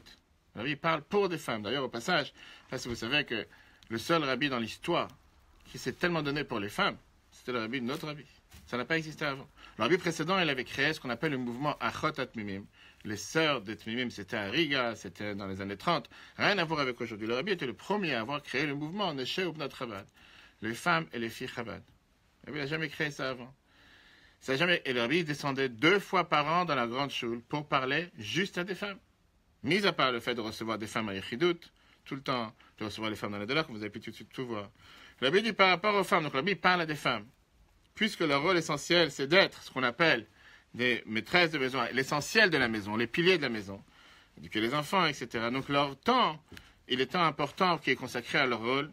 Et donc, c'est pour ça que leur cours et leur étude de Rambam, il est petit en quantité avec le Sefer HaMitzvot. Mais dans cette étude, il y a la perfection, par ça qui s'unit avec tout le peuple juif, on apprend toute la Torah, un seul peuple, un seul homme avec un seul cœur. Mais néanmoins, la Bible dit, c'est clair et net que chaque femme juive veut arriver à une perfection dans l'étude du Rambam jusqu'à pouvoir apprendre les 3 prakim par jour. Le Rabbi ne minimise pas le fait que si une femme elle veut apprendre, c'est pas interdit. Ce que je dis, est-ce que je dis, est-ce que ça c'est le rôle que chaque femme doit faire, que chacun demande à son HP, à celui qui lui montre quoi faire, comment faire. Je vois que le Rabbi ne minimise pas les faits, le Rabbi ne dit pas. Mais c'est sûr qu'apprendre tous les jours, c'est comme j'ai dit tout à l'heure. Le Rabbi te dit que ça c'est la manière comment on attache au Rabbi. Le Rabbi n'a jamais demandé de mettre des étiquettes sur son costume, ou sur son chapeau, sur sa voiture, ou sur la maison. Ça n'a pas existé du temps du Rabbi. Le Rabbi t'écrit clairement que la manière de pouvoir s'attacher au Rabbi, c'est en faisant ce que le Rabbi nous demande de faire. Les takanot que le Rabbi l'a placé, quand on sait qu'on a cette chance de pouvoir faire partie des millions de juifs à travers la planète qui apprennent la même étude tous les jours, surtout comme vous dites, c'est aujourd'hui tellement facile. C'est tellement simple sur un smartphone, sur n'importe quel iPhone ou Samsung ou celui qui est contre Apple va savoir. Tu as sur les journaux, tu as sur la Sidra, il n'y a pas. Et c'est facile, c'est quelques lignes, mais tu sais que grâce à ça, tu as rempli ta mission, tu as rempli ton devoir. C'est comme quelqu'un qui doit prendre un cachet tous les jours, quelqu'un qui doit prendre des vitamines tous les jours, quelqu'un qui doit manger tous les jours, quelqu'un qui doit dormir tous les jours. On doit faire un même tous les jours, c'est le minimum, on a vu tout à l'heure. Le Rabbi disait à des gens que des fois c'est conditionné le fait de réussir dans la vie, de pouvoir se marier, d'être en bonne santé. Par ça, si on a dit Chita, tu as un même dans le jeu. Je pense que c'est sûr que si tu vas prendre une telle décision de Yudjvat, aucun malheur va t'arriver de ça. Par contre, de bonheur, c'est garanti. C'est le Rabbi qui le dit. Tu peux essayer, si tu veux. Chers amis, j'ai encore 2 histoires à vous raconter, à moins que vous voulez qu'on arrête. Non? C'est bon? D'accord. Ça s'arrête? Non. 2 histoires qui vous montrent, encore une fois, le thème qu'on avait ce soir, qui est comment le Rabbi est mon Rabbi personnel. Comment le Rabbi s'inquiète à moi. Comment le Rabbi s'inquiète à une personne. Et plein de fois, que ce soit une fille ou un garçon, on se pose la question, comme j'ai dit, en se regardant dans sa chambre, sur le miroir, en se disant, est-ce que je vaux quelque chose sur cette planète? Est-ce que vraiment il y a quelqu'un qui s'intéresse à moi? Ou plutôt, je suis encore une personne en plus. On ne s'intéresse pas vraiment à moi. Peut-être qu'on s'intéresse ou on ne s'intéresse pas. Peut-être qu'on s'intéresse à moi le moment que je dois me marier. Mais avant ça, qui s'intéresse à moi? Et après le mariage, il va savoir. Je sais que la paracha de cette semaine, c'est la paracha dans laquelle Rabbi parle sur le lien avec le mariage et la mer rouge. Tu connais ce lien? Aucun? Hein? Le mariage? Non, pas l'Israël. Rabbi, que la Gemara, elle compare. C'est aussi difficile de se marier, le mariage et la mer rouge. Non? Tu n'as pas pensé à ça? Bah, rappelle-moi, c'est après l'histoire, je te raconte. Pourquoi se marier, c'est aussi difficile que l'ouverture de la mer rouge? Okay. Hein? Hein? Tu peux toujours regretter? T'es pas un commun, d'accord. C'est pas parce que tu es fiancé que c'est... Avec tous mes respects pour ton fiancé, c'est pas... Quand j'avais 14 ans, écoutez cette histoire, une histoire magnifique. Quand j'avais 14 ans, j'étais doublement orphelin. Celui qui raconte ça, il s'appelle Rav Sofrin, toujours vivant, un des shluchim du Rabbi en Angleterre à Londres. Il dit que son père il est décédé et sa mère est décédée quelques années plus tôt. Il était malheureusement orphelin à l'âge de 15 ans. Et donc il a dû habiter à la yeshiva. Il n'avait pas de maison, tout court. On ne peut pas habiter dans une maison où il n'y a pas de frères et sœurs, où il n'y a pas de parents. Il avait une belle-mère, paix à son âme, il dit, mais ce n'était pas une situation dans laquelle il pouvait rester à la maison. Et donc, ses grands frères et sœurs étaient déjà mariés. Lui, il était tout seul. Donc, il a passé une partie de sa vie, vraiment comme pas un élève à la yeshiva, mais comme un enfant qui a été adopté par la yeshiva où il était. Il a continué à la yeshiva à Manchester, en Angleterre, jusqu'à l'âge de 17 ans. Après, il est parti 9 mois à Gateshead, qui est aussi en Angleterre, jusqu'à ce qu'il avait 18 ans. Il dit, le grand jour de ma vie s'est passé en septembre 1958, quand j'ai eu la chance de pouvoir aller voyager, voir le Rabbi. Et à l'époque, il fallait recevoir, comme aujourd'hui, le I-20, le document pour pouvoir avoir un visa pour apprendre aux États-Unis. Et là, j'étais tellement heureux que finalement, je vais aller voir le Rabbi qu'on a parlé, déjà en 58, en Angleterre, on en parlait, j'étais au courant, je vais aller voir le Rabbi. Et encore une fois, on parle de quelqu'un qui n'a pas de parents. Donc, il est parti pour apprendre à la yeshiva de 770. Et c'est là qu'il a commencé ses études en septembre 1958. Avant Rosh Hashanah, il avait la possibilité de rentrer en Yechidut, en audience privée chez le Rabbi. Et il avait aussi la possibilité de rentrer en Yechidut en général, en audience privée pour son anniversaire, comme les gens avaient l'habitude à l'époque. Mais il dit, mais comme j'étais ni un businessman, j'étais ni quelqu'un de marié, ni un grand chassid, un juif, un enfant simple qui vient d'arriver d'Angleterre, avec une tête anglaise, avec un caractère anglais. Je ne critique pas les Anglais, j'espère qu'il n'y a personne ici qui nous écoute, mais c'est pas grave. C'est comme ça que lui se décrit. Il dit, j'étais un garçon à la yeshiva, et j'avais rien de spécial. Qu'est-ce qu'un enfant de 18 ans peut avoir comme problème? pour entrer en Yechidut chez le Rabbi, il commençait à verser son cœur. Qu'est-ce qu'il a? Il a raté un examen. Qu'est-ce qu'il peut avoir comme souci? Déjà aucun souci. Et toujours, le Rabbi me disait quand même quelques mots d'encouragement. Il fait la grande étape de ma vie s'est passée quand je devais me marier. C'est pour toi l'histoire. Quelques mois plus tard, c'était dans l'été 1962. Là, j'ai été encouragé à trouver un mariage, se marier, trouver ma deuxième moitié. Et donc, on m'a introduit à ma future femme, Dieu merci, toujours vivante, et on s'est fiancés. Quelle était la procédure à l'époque? On avait l'habitude de demander au Rabbi, qu'est-ce que je fais maintenant? Puisqu'il devait devenir shliach. À l'époque, c'était pas courant, sortait 1 ou 2 shliachs par an dans le monde. Et il a demandé au Rabbi, qu'est-ce que je dois faire maintenant? Qu'est-ce que je vais faire? Donc, je suis parti en Yechidut, en audience privée chez le Rabbi. À l'époque, c'était beaucoup plus facile.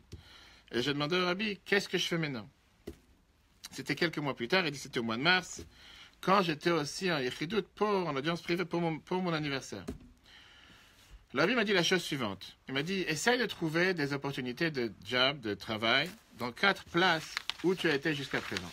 Et j'ai amené le texte avec moi pour être précis. Il dit, moi j'ai passé ma vie jusqu'à présent dans 4 endroits. Manchester, Londres en Angleterre, Montréal au Canada et à New York. Et donc le Rabbi me dit, va chercher un travail dans un de ces endroits-là, dans chacune de ces endroits. Et quand tu auras plusieurs choix, quoi choisir, comment choisir, viens me voir et je te dirai exactement qu'est-ce qui est le job, qu'est-ce qui est l'endroit le plus adapté pour toi, le plus approprié pour toi. Dans la même Yechidut, le Rabbi me dit, puisqu'on avait déjà préparé, on avait déjà planifié les plans du mariage, qui devaient être, on était au mois de mars et le mariage devait se passer au mois de juin. Le Rabbi, tout d'un coup, il se tourne vers moi et me dit, est-ce que tu achètes à ta fiancée un cadeau pour le mariage? Il parle à un jeune homme qui n'a jamais connu une fille de sa vie, qui ne sait pas ce que ça veut dire vivre avec une fille ou une femme. Et le Rabbi le met, comme on dit, il le fait descendre de haut. Il dit, est-ce que tu sais qu'il faut acheter un cadeau à ta femme? Malheureusement, rappelez-vous, c'est un orphelin qui n'a pas de parents. Il n'a personne pour le guider. Alors, il dit, je vais être honnête, j'ai pensé à le faire, mais de la pensée à l'action, je sais que s'il n'aura pas de cadeau, encore une fois, on n'est pas en 2018, on est en 1962, je ne sais pas si les gens ont forcément pensé. Il s'est dit, j'ai pensé à le faire, mais j'avais des problèmes pour le faire. Clairement. Il faut payer. Je n'ai pas d'argent. Et il a dit, j'ai pas voulu dire ça au Rabbi. Donc à la place, j'ai dit, oui, bien sûr, je vais lui acheter un cadeau. Je n'ai pas envie de passer pour un idiot non plus. Je comprends. Je vais me marier avec une femme, c'est la moindre des choses que je vais lui acheter un cadeau. Le Rabbi me regarde et il me dit, est-ce que tu as l'argent pour acheter le cadeau? J'ai dit au Rabbi, réellement? Non, j'ai pas. À cause de ma situation, il dit, qu'il n'avait pas de parents sur qui s'appuyer. Je ne travaillais pas non plus. J'étais un élève à la yeshiva. Comme on dit tout à l'heure, je vivais à la yeshiva. J'avais aucune rentrée d'argent. Je n'avais pas de travail de côté, je n'avais pas de travail de nuit, je n'avais pas de travail d'été, j'avais rien. Donc, le Rabbi le regarde et lui dit, alors qu'est-ce que tu comptes faire? Il dit, c'est très simple, j'espère emprunter. Et j'espère arriver dans une position que je pourrais rembourser. Le Rabbi continue, est-ce que tu as de qui emprunter? Et il dit, la vérité c'est que je n'avais pas ça non plus. Donc là, je n'allais pas mentir. J'ai dit, Rabbi, non, je n'ai pas de qui emprunter.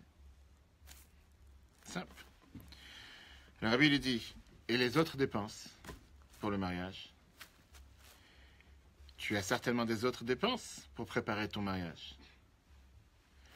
Et il fait, à l'époque, c'est vrai que j'avais des dépenses. Et en plus, on a déjà planifié notre déménagement, puisque le Rabbi nous avait dit qu'on allait continuer à habiter à Londres. Le Rabbi m'avait déjà répondu que parmi les voyages, parmi les étapes, les pays que j'avais proposés, que le plus approprié pour moi, c'est de retourner à Londres. Donc bien sûr qu'il y a des dépenses ici mélangées, même si à l'époque, ce n'était pas les dépenses d'aujourd'hui, mais c'était des dépenses. Le Rabbi me dit la chose suivante. Demain, va dans mon secrétariat, dans mon bureau. Amène une liste de tous les éléments que tu devras pour ça emprunter de l'argent. Et moi, je vais t'arranger le prix. Il dit, c'est ce que j'ai fait. Encore une fois, un enfant d'une vingtaine d'années qui, si tu veux, il a personne d'autre sur terre. Et le Rabbi lui parle comme son père. Il dit, c'est ce que j'ai fait. Le lendemain, j'ai amené une liste, incluant bien sûr les cadeaux pour ma fiancée. C'est le Rabbi m'a demandé de le faire. Et j'ai aussi pris 2 billets pour l'Angleterre, puisque je devais partir, moi et ma femme, pour aller maintenant habiter en Angleterre. Billets, bien sûr, qui étaient one way, c'était juste aller sans retour. Et bien sûr, les autres choses qu'on devait avoir pour préparer le mariage. Quel était le total de la somme? Imagination, on va voir ici avec qui on a affaire. Quel était le total de la somme en 1962 pour tout ce qu'on vient de dire? Une idée? Essaie de te remettre à 70 ans en arrière, 60 ans en arrière. Combien? Combien ça peut faire la somme? De ce qu'il a dit, entre les 2 billets d'avion, un cadeau pour sa fiancée, quelques dépenses pour le mariage, il n'a pas dit qu'il devait s'y gérer tous les mariages, combien il avait besoin? 3 000. Vas-y. 5 000. Ok. Quoi d'autre? Vas-y, quelqu'un d'autre? Personne? Combien? 3 000, 5 000. Lui, il a répondu, il a dit que tout le total, c'était $1 200. $1 200 en 1900. Une seconde. On est en 1962. $1 200 en 1962, c'était comme aujourd'hui des dizaines de milliers de dollars. C'était une énorme somme, c'était une somme énormément importante. On est quand même, tu parles ici d'il y a 60 ans en arrière. Ça avait une autre valeur, c'est parce que c'est aujourd'hui. À tel point, il dit que quand je suis venu au secrétariat du Rabbi, avec ma liste, et au final, au total, 1200, un des secrétaires, qui était connu pour être, pas dire fermé, radin, mais il lui dit, quoi, tellement? Qu'est-ce que tu vas faire avec cet argent? Qu'est-ce qu'un jeune qui va se marier va faire $1 200? Ça, c'est pour les grands riches, les milliardaires, qu'est-ce que tu vas faire avec? À tel point, c'était hallucinant, c'était quelque chose que c'est pas une somme normale. Ok. Néanmoins, c'est ce que j'avais besoin. Cadeau pour ma femme, billet d'avion. C'est vrai que qui prenait l'avion à l'époque? Ça n'existait pas. Il m'a dit, regarde, là je te donne un chèque, $1 200, prêt comme le Rabbi l'a demandé, et tu dois rembourser $50 par mois pour les prochains 24 mois. C'est ce que tu dois rembourser. 2 ans. Pas mal. Mais, rappelez-vous que proportionnellement, $1 200, $50 par mois, c'est aussi important. Combien était la paie qu'une personne recevait à l'époque? Ça ne dépassait pas forcément $50. Puis moi, j'étais jeune, plein d'espoir, je viens de me fiancer, je vais me marier, la vie est rose, la vie est belle, tout va bien se passer, je vais faire beaucoup d'argent, je vais avoir un grand travail, je vais pouvoir repayer rapidement, et je ne vais même pas attendre 2 ans, et tu vas voir, je vais rembourser la dette sans problème de rien. Je vais faire une fortune avec les cadeaux de mariage, je vais pouvoir tout rembourser, etc. Il avance l'histoire, quelques mois plus tard, on arrive en Angleterre. J'ai acheté un très beau cadeau pour ma femme. Il dit d'ailleurs, ma femme se vante de ce cadeau jusqu'à présent avec les gens qu'elle rencontre. Il fait, je ne sais pas si je devais le faire ou pas, mais je l'ai fait parce que le Rabbi m'a demandé de le faire. Pour ça, je l'ai fait. Je n'avais aucune idée pourquoi je le fais. Et on est arrivé en Angleterre. Premier mois après le mariage, religieusement, je prends mes $50 que j'ai gagnés dans ma paye ou quoi que ce soit, et je repaye le premier mois. Et comme ça, j'ai repayé mes 2 premiers mois. Enfin, à l'époque, les payes et les salaires en Angleterre n'étaient pas ce que c'est aujourd'hui. Et c'était à peine pour pouvoir payer le loyer et quelques autres éléments. Pour pouvoir ajouter à ce que j'ai besoin de vivre. $50 pour rembourser. C'était un effort particulier. Mais je suis en dette et je dois rembourser la dette, donc j'ai remboursé. Et fait, d'une manière ou d'une autre, le premier mois j'ai réussi. Le deuxième mois j'ai réussi. Le troisième mois, les choses commencent à se compliquer. C'est pas qu'il a déjà un enfant ou quoi que ce soit, mais certainement, il se rend compte qu'il commence à payer les factures d'eau, les factures de gaz, les factures d'électricité. Il n'y a pas encore portable, ni internet, ni rien, mais c'est difficile. Mais néanmoins, j'essaye de tout faire et j'ai fait des efforts pour pouvoir rembourser le 3e mois. Arrive le 4e mois, j'ai plus d'argent. Je suis endetté, je ne peux plus rembourser la dette. Je n'ai pas $50 par mois pour pouvoir rembourser cette dette. Et donc, j'ai commencé à recevoir des rappels du bureau, du secrétariat du Rabbi, qui m'envoie des rappels. Vous devez tant, vous devez payer, j'attends que vous payiez le 4e mois. En fait, je n'avais pas le choix. J'ai essayé de courir par-ci et par-là. J'ai trouvé comment rembourser le 4e mois. J'ai remboursé le 4e mois. Maintenant, il me reste combien? Heureusement que tout le monde est là. Combien il reste à payer en argent? Eh bien, $1 000. Heureusement que tu es là, bravo. Il reste $1 000. Pourquoi? Il vient de payer 4 fois. Il va payer 4 fois 50. Je pensais qu'on avait fait avec des mathématiciennes. Ok, d'accord. Il fait maintenant, il me reste $1 000 à payer. Je reçois des rappels. Mais ça ne sert à rien d'envoyer des rappels, j'ai pas d'argent. J'arrive pas à payer, je ne peux pas payer. Je me suis senti tellement mal. Quand il était là, j'ai écrit une lettre au Rabbi. J'ai écrit une lettre au Rabbi, je demande au Rabbi toutes les choses que j'ai besoin pour ma femme, pour la santé, etc. Et je dis au Rabbi que ça ne m'aurait pas dérangé de recevoir une bénédiction pour la Parnassa. Au passage, quoi, si tu veux être sympa avec moi, fais aussi un petit geste, que ça se débloque, que les choses s'arrangent. Parce que j'ai dit au Rabbi, je vois que la situation, elle est un peu dure, elle est un peu difficile. C'est pas du tout ce que je m'attends. Il dit, je suis sûr que le Rabbi m'a envoyé une bracha. Je n'ai pas reçu la lettre.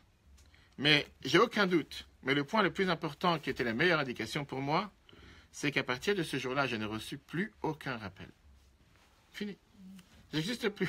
On m'a plus rappelé quoi que ce soit. Ça ne veut pas dire que le rabbi était derrière les rappels, il ne faut pas penser ça. Mais, il dit, j'ai plus reçu aucun rappel. Grâce à Dieu, la situation s'est améliorée, avec quelques années. Et il y avait un moment où j'avais la possibilité de prendre $1000 et de venir voir le rabbi et dire, voilà, j'ai une dette envers le rabbi, il m'a prêté de l'argent, je veux rembourser $1000. Donc c'est ce que j'ai fait. Je suis parti à New York, j'ai pris un billet d'avion, je vais aller voir le rabbi, et j'étais tellement heureux avec moi-même que finalement, j'ai l'argent pour rembourser. Je vais à New York, il dit, c'était quelques années plus tard. Je vais dans le bureau du secrétariat. Et là, je dis au secrétariat la chose suivante, voilà, je suis monsieur tel et tel, monsieur Safrin, j'ai une dette, j'ai emprunté de l'argent, je voudrais rembourser ma dette, voilà ici, $1000. Il me demande comment tu t'appelles, quel est ton nom, d'où tu viens, les détails, l'année que tu as reçu le prêt, et il regarde les dossiers. Je ne sais pas s'ils avaient à l'époque des Mac ou des Dell, ou va savoir quel système d'ordinateur, s'il y avait un ordinateur, je ne crois pas qu'il y en avait en 1965, 66. Il regarde les dossiers, et il ne trouve pas un dossier à mon nom, avec le nom Safrin, avec des dettes, n'importe quelle dette il peut exister. Il n'y a aucune dette, il n'y a aucun dû, il n'y a aucun prêt, il n'y a pas de dossier. Il ne pouvait rien trouver avec mon nom. Alors, je leur dis, écoutez-moi, moi je sais que je vous dois. Ne racontez pas des histoires ici. Ça sert à rien de jouer le malin. J'ai emprunté cet argent, j'ai reçu l'argent, je vous dois l'argent, je vous dois $1000, prenez cet argent. Et là, le secrétaire qui dit, excusez-moi, je ne vais pas prendre l'argent que vous ne devez pas. Il n'y a aucun dossier à ton nom, il n'y a aucune dette à ton nom, il n'y a absolument rien à ton nom. Tu viens parce qu'un fou t'est tombé sur la tête et tu te dis que tu dois de l'argent. Va voir le psy. Ici, tu ne dois pas d'argent. S'il y aurait eu une dette ou quoi, même s'il y aurait eu un dossier où ça aurait été écrit que tu es pardonné ou qu'on t'a annulé la dette, il n'y a pas. Il n'y a pas de dette, il n'y a pas de dû, il n'y a rien. Je sais pas, tu viens un jour, tu tapes à la porte, je te dois de l'argent. C'est bien de vouloir le dire, mais il n'y a pas d'argent, tu ne dois absolument rien. Et lui, il commence à répondre, j'ai pas envie de rester avec une dette, je suis en dû, qu'est-ce que c'est, vous racontez des histoires. Et ça commence à aller très haut, comme on dit. Ça commence à faire du bruit. Il fait, au final, j'ai donné ça en don. Je ne sais quoi, prenez cet argent, laisse-moi tranquille. Je ne dois pas de dette, ça y est, on ne discute pas, on va commencer à parler toute la nuit. Merci, au revoir. Et moi, ce qui m'a touché le plus, c'est terminé cette histoire, c'est la sensibilité que le rabbi avait envers un seul juif.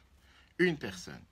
Le fait que le rabbi ait réalisé que j'ai pas de famille, que j'ai pas de parents, que je suis totalement dépendant des autres, que j'ai personne vers qui me tourner, que j'ai pas d'argent. Et le rabbi qui a été tellement sensible, d'abord, à m'avoir donné tout ce que j'ai besoin. Deuxièmement, le jour où je voulais rembourser, tout mon dossier avait disparu.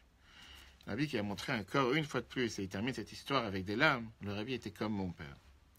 Et c'est exactement comme j'ai dit tout à l'heure, comme on l'a vu tout à l'heure, pas seulement par rapport à lui, mais par rapport à tellement de millions de juifs sur la planète. Que des histoires qu'on connaît aujourd'hui, qu'on a la chance de pouvoir découvrir, et beaucoup d'histoires qu'on ne connaît pas. Combien de gens qui étaient un seul juif dans un seul endroit, comme une dernière histoire que je vais vous raconter ce soir. Comment des gens qu'on ne peut pas penser un instant. Et ça, c'est une histoire que je vais vous raconter, qu'un juif a découvert il y a 10 ans, 10-15 ans. Une histoire qui s'est passée avec lui dans les années 60. Qu'il n'était pas au courant jusqu'à présent. Avant de rentrer dans les détails, avant de sauter les détails, je préfère vous la raconter depuis le départ. Ce juif, c'est Shmuel Louan, qu'on a parlé de lui tout à l'heure. Je suis du rabbi en Angleterre. Et lui, il raconte comme quoi, lui et sa femme, c'était en été 1962. Ils se sont mariés. Ils se sont mariés en 1963. Le dernier mariage que le rabbi a fait exactement.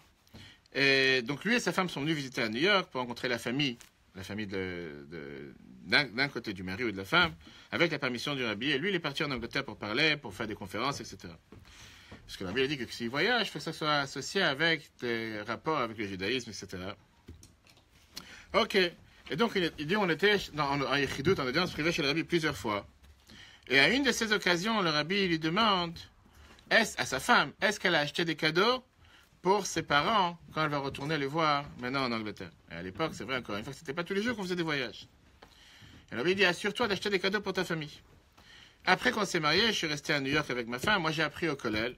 Et elle enseignait mi-journée jusqu'à ce que notre premier enfant est né. Elle enseignait à l'école de Beth Rivka à New York. À la fin de l'année, le rabbi nous a demandé quels sont mes choix pour le futur. Et la finalité, c'était qu'on reste encore 1 an étudié au collège. Et après, le rabbi nous a envoyé, comme tout le monde sait, en Shlichut en Angleterre. Pendant cette année-là, il dit c'était une année que j'apprenais une partie de la journée. Je travaillais pour Merkaz, pour le bureau du rabbi, une demi-journée. Visiter différentes communautés à Brooklyn, avoir de l'expérience. Et on était au collège. Un jeune couple qui vient de se marier, et comme d'habitude, la question qui se pose, comment on fait pour vivre? de quoi on va vivre, etc. Et à l'époque, au collège, on était une dizaine de personnes. Et la question, elle était, comment survivre alors qu'il n'y a pas de rentrée d'argent? Il n'y a absolument rien. Son beau-père, je ne sais pas si vous avez connu, qui s'appelait Zalman Jaffe, qui était un chassid Chabad à Manchester, qui était un grand businessman, qui a beaucoup réussi dans les affaires. Mais à l'époque, il était sous grande pression. Il n'avait pas d'argent, il n'avait pas de cash, il n'avait pas d'argent pour aider un couple qui vient de se marier, même si c'est sa fille et son gendre. Il s'est dit que il n'a pas découvert cette histoire que je vous raconte jusqu'à il y a quelques années, 10, 15 ans, pas plus tôt. Et lui, il a écrit au rabbi, son beau-père, c'est bien gentil que vous voulez envoyer mon fils, ma fille et mon gendre qui vont aller en shlichut à Londres, etc. Mais concrètement, de quoi ils vont vivre? Et lui, il s'est dit, aujourd'hui, je suis dans une situation que je ne sais pas comment les faire vivre. Le rabbi lui a répondu par lettre en disant la chose suivante. Fais-moi savoir quel est le montant raisonnable pour pouvoir vivre chaque mois en Angleterre, pour donner à ta fille et à ton gendre. Moi, je t'enverrai l'argent, et toi, tu leur enverras de ton compte. Et le rabbi termine la lettre en lui disant, je te demande de ne pas le dire à Shmuel, de ne pas le dire à ton gendre. Le rabbi ne voulait pas envoyer la paye pour son gendre directement, il voulait que ça passe par son beau-père, parce qu'il savait très bien que si ça allait passer directement, il allait avoir honte, il n'aurait jamais pris l'argent du rabbi tous les mois. Il préfère que son gendre s'imagine que c'est son beau-père qui le paye, alors que c'est le rabbi qui est d'ailleurs en train de payer pendant plusieurs mois. Et comme ça, il va pouvoir vivre pendant les prochains mois. Là, c'est sûr qu'aprre, Zalman Jaffe a remboursé au rabbi. C'est quelqu'un qui était un grand businessman, il s'est fait se débrouiller. Mais comme lui, il dit, j'étais pas au courant de cette situation jusqu'à les dernières années. Quand il a découvert, après que son beau-père est décédé, dans les centaines de lettres qu'il a reçues du rabbi, cette lettre où il y a cet échange avec le rabbi, parce que le rabbi lui a dit de ne pas lui raconter, de ne pas lui faire savoir. Encore une histoire qui montre comme quoi, pas seulement le rabbi s'inquiétait au bien-être du peuple juif, au bien-être de tout le monde, au bien-être de chacun. On peut continuer comme ça toute la nuit, mais qu'est-ce que je peux vous dire, c'est que si quelqu'un il doute, il doit arrêter de douter. Si quelqu'un il s'imagine que le rabbi n'est pas présent, c'est une grande erreur qu'on a vu tout à l'heure avec cette histoire. Et c'est à nous de tout faire, comme on a vu dans le premier discours que le rabbi a mentionné ce soir en 1961. Que quand quelqu'un il a un sentiment de vouloir se réveiller et se rapprocher en augmentant son attachement au rabbi, c'est parce que le rabbi vient de penser à lui. Et je ne vous cache pas que le rabbi nous montre et on voit des miracles sans arrêt. Je peux raconter aussi sur la shlichut en Seine-et-Marne, mais ce n'est pas le moment, ce n'est pas le sujet de ce soir. Combien on voit chaque jour que le rabbi est présent pour nous, chaque instant, dans chaque situation, mais ne pas attendre d'écrire juste pour des situations critiques ou des situations difficiles, en bon terme, et grâce à ça, on mérite d'annoncer que de bonnes nouvelles. Que Dieu fasse qu'on puisse être réunis avec le rabbi très rapidement, que Dieu fasse que vous méritez d'avoir la réussite dans tout ce que vous faites, tous les jours, 24 heures sur 24, en bon temps et en bonne heure. Pour tous ceux qui doivent se marier, que le mariage se passe en bon temps et en bon heure, comme on a l'habitude de souhaiter que le rabbi soit présent au mariage. Juste terminer avec le mot que le rabbi a toujours parlé sur le rapport entre le couple et l'ouverture de la mer Rouge. La Gemara te dit que la seule chose que Dieu a fait depuis qu'il a créé le monde, Dieu a créé le monde en 6 jours. D'accord? Oui ou non? 6 jours. Qu'est-ce qu'il fait depuis? La Gemara, elle te dit que la seule chose que Dieu a fait, c'est qu'il essaie de faire en sorte que les couples se maintiennent. La Gemara, elle demande, est-ce que c'est si dur que ça que les couples se maintiennent? La Gemara te dit que c'est aussi dur que l'ouverture de la mer Rouge. Alors, la question qui est demandée, pourquoi l'ouverture de la mer Rouge? Il n'y a pas une autre chose difficile que Dieu il a fait. Dieu il a fait ce qu'on appelle la création du ciel et la terre, les 10 plaies en Égypte. Il y a tellement d'autres choses que Dieu il a fait. Je t'ai parlé forcément de l'ouverture de la mer Rouge. Et la réponse est la suivante. Qu'est-ce qui s'est passé dans l'ouverture de la mer Rouge qui a fait que les murailles se maintiennent? Changer la nature. Ça veut dire que quand on se marie, il faut changer sa nature. Ça, le rabbi est écrit justement que c'est impossible. Que si tu penses que tu vas te marier en changeant et en influençant ou en essayant d'agir sur quelqu'un, tu ne pourras jamais le changer. Si tu penses que tu pourras changer, tu ne pourras pas changer. Alors, qu'est-ce qui s'est passé? On a vu dans l'apparition dans le Chumash.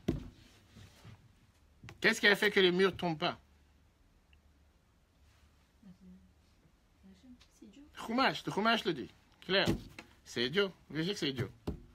Le Chumash. Non, c'est Dieu, pardon. Ah, je pensais que c'était idiot. Non, c'est sûr. C'est idiot. C'est vrai que c'est idiot. C'est simple. Le Chumash le dit. Qu'il y avait Ruach Kadim Azak Olalayla, il y avait un vent puissant qui soufflait toute la nuit et qui faisait en sorte que les murailles d'eau ne tombaient pas. Tu avais ce courant d'eau, ce courant d'air, je veux dire, ce courant de vent qui poussait énormément, qui faisait que les murailles ne tombaient pas. Et que si jamais le courant n'aurait pas poussé, les murailles seraient tombées. D'accord. Ah oui, elle a parlé de ça une fois avec une jeune fille qui était à ce point de se marier, qui était déjà fiancée, en disant que pour que le mariage tienne, il faut un effort quotidien de l'un envers l'autre, 24 heures sur 24, 7 jours sur 7. On ne parle pas ici de faire des cadeaux extravagants Et pas penser que parce que je vais acheter des cadeaux à grande fortune, que ça va faire que le mariage il va tenir. Mais quand il y a une inquiétude, quand il y a un sincère, pas une inquiétude, un sincère, oui, en français c'est l'inquiétude, tout cœur, de s'intéresser à l'autre, de prendre soin de l'autre, d'être là pour l'autre, 24 heures sur 24, 7 jours sur 7. C'est ça qui fait en sorte, entre autres, que le mariage ne tombe pas. Et bien sûr, ne pas oublier qu'il faut avoir la bénédiction de Dieu sur terre. Que même si on pense que c'est la perle du monde qu'on a trouvée, il n'y a pas mieux que lui, que tout va bien se passer, on doit prier tous les jours pour que le mariage réussisse. Pour que le mariage réussisse, pour que le couple réussisse. Parce que si on n'a pas la bénédiction de Dieu dans le couple, on est garanti que ça ne peut pas réussir. On pourra parler de ça un autre jour. Très bonne soirée à tous ceux qui nous regardent en live. Et que Dieu fasse qu'on puisse se revoir très prochainement avec le Rabbi. Et à ce moment-là, mériter de voir le Rabbi matériellement et recevoir des réponses matérielles.